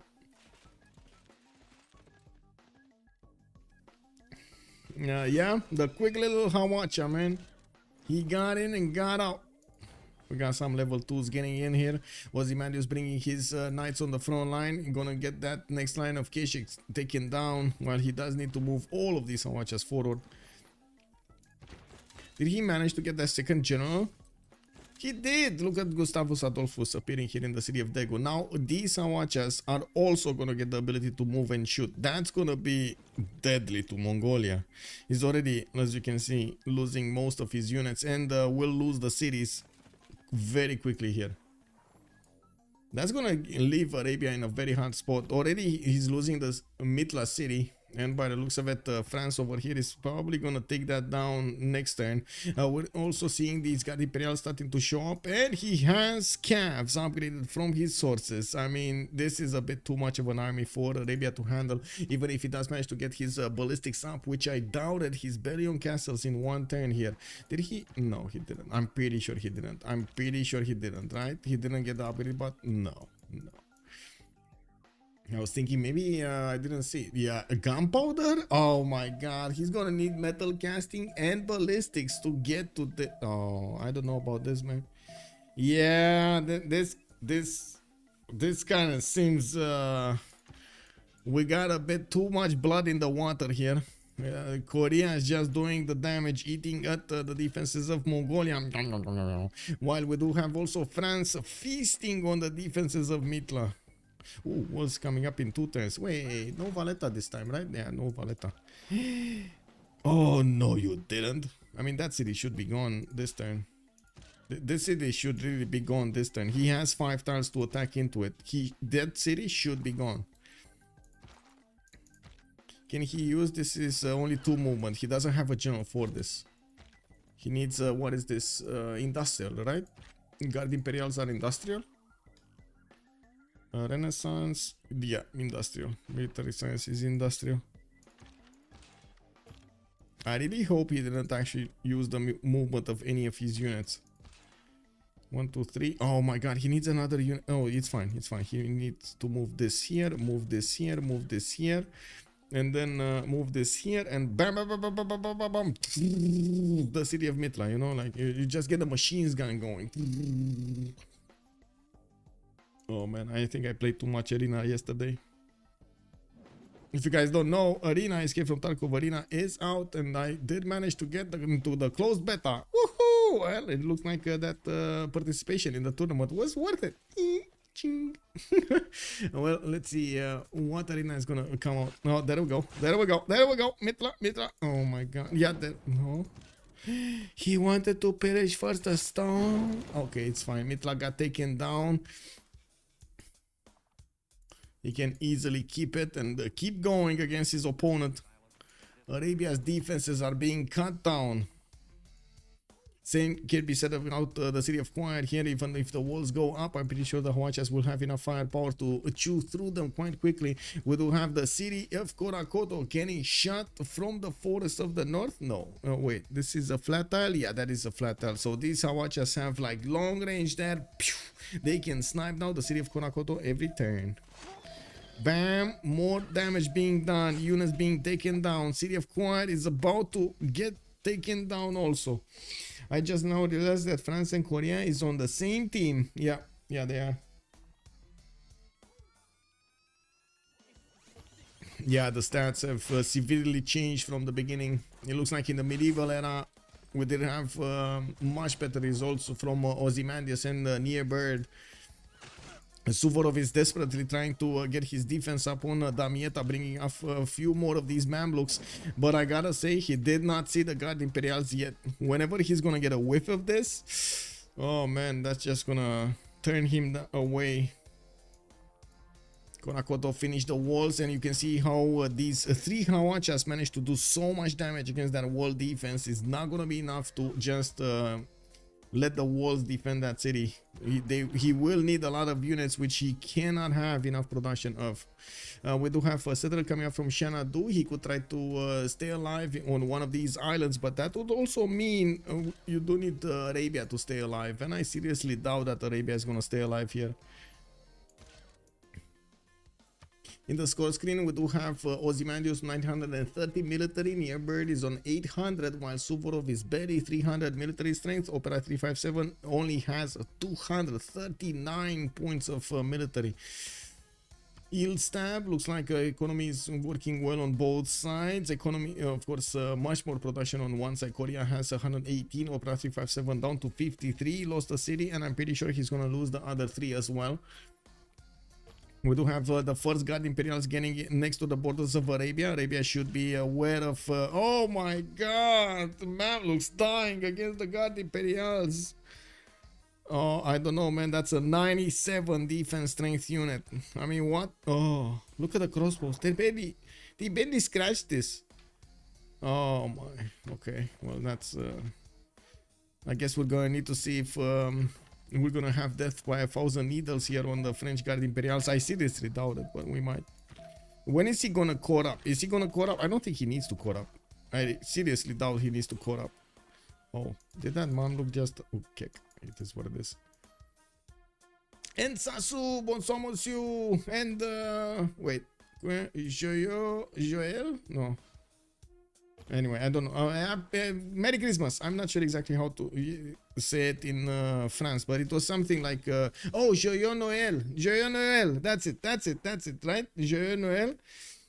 Joyeux Noël. There we go. Woohoo! I did it. I remember. Engine Chimi exposed literally half strength of the Guard Imperials. Yeah. And look at France just putting those in the front line, showing Arabia, you can touch me, but you won't take me down. Okay, Korakoto lost its walls. Looks like Korea is just about to take that city down. He does need movement from a few more units there, and he's upgrading into cuirassiers right in the face of Mongolia's last remaining cities. We do have settlers getting out here, and yes, he could definitely try to live on the islands. But what life will that be? What life will he have in the wilderness? Does Romania celebrate? Yes, yes. No. We celebrate with well, December 24 and 25. Yeah. Yeah. Oh. Now let me take a look at this beautiful 100 strength unit here from France, because we don't see this often. 98 strength unit. That's okay. Very nice. Plus 6 internal opponents movements also. Very nice. Arabia, it does seem like he didn't get that spy in, and he's still gonna suffer for another like 4 to 5 turns to get the spy first of all trained, and then send it on the front line. While we do have France upgrading a massive field cannon army next to Suvorov. Next time we're gonna have the World Congress, and we do need to see if well, they're gonna make the golden ages. No, nobody's gonna make a golden age. Oh my god, dark age French guard imperials with the +5 from the continent and the core ability on them. I don't know about this. Oh my god. Anyway, 2 minutes as a pause, and we're gonna come back after this.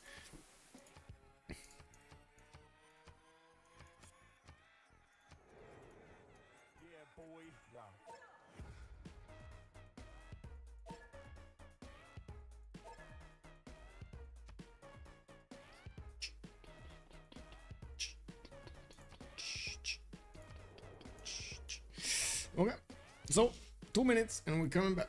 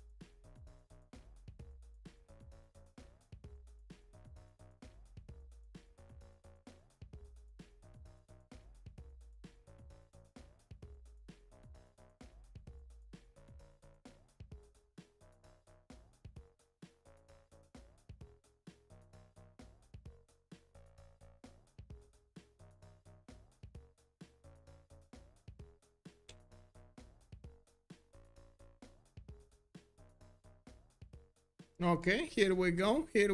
Let's see how Catherine de Medici, I gotta say, magnificence doesn't actually show us all of the time her strength, but it looks like in this game Damietta is going to be taken down in 2 shots by these Guard Imperials with all of the Arabian army next to it.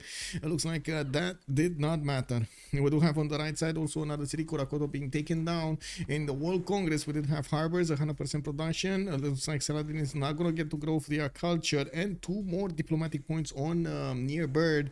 We do have cuirassiers also showing up here from Korea, getting to push through the Mongolian next line of defense. On the western side, all of these field cannons do need to move forward. Near Bird is going to get his cuirassiers to help out, and it looks like he's going to start taking down these cities quite quickly. We do have actually a bit of a navy here from Arabia. Is there, like, I gotta ask, Holland is here? Holland, are you here, my friend? Are you here? Or Khyber, are you guys here? Do you guys know if this tournament is no concede? As in, is this an Iron Man tournament? Because it feels like they could have conceded quite some time ago. It's good to know because, well, there are different approaches of how I can comment on this.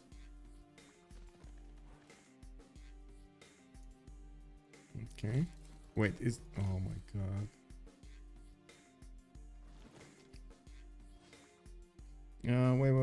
Wait. What's this? If they be able, they would have done it.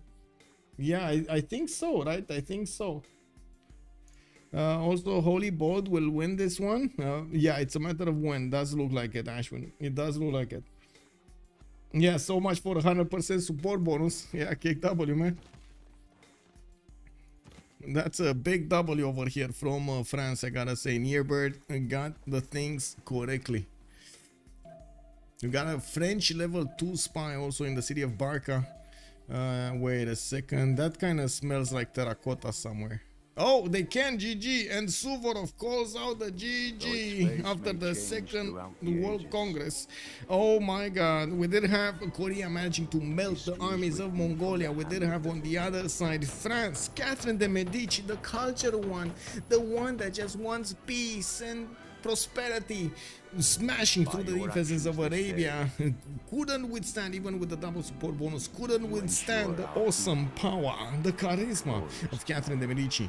I gotta say, also, economy was definitely a problem on both sides in different parts of the game. They did manage to work through it, and as you can see, they got the win here. We're gonna probably not gonna be able to join them to have some post-game chat. I'm not even sure where I should join them to have some post-game chat. Give me a second. I'm gonna try to figure it out if we can ask some questions or not, but I would imagine, well, I don't know, to be honest.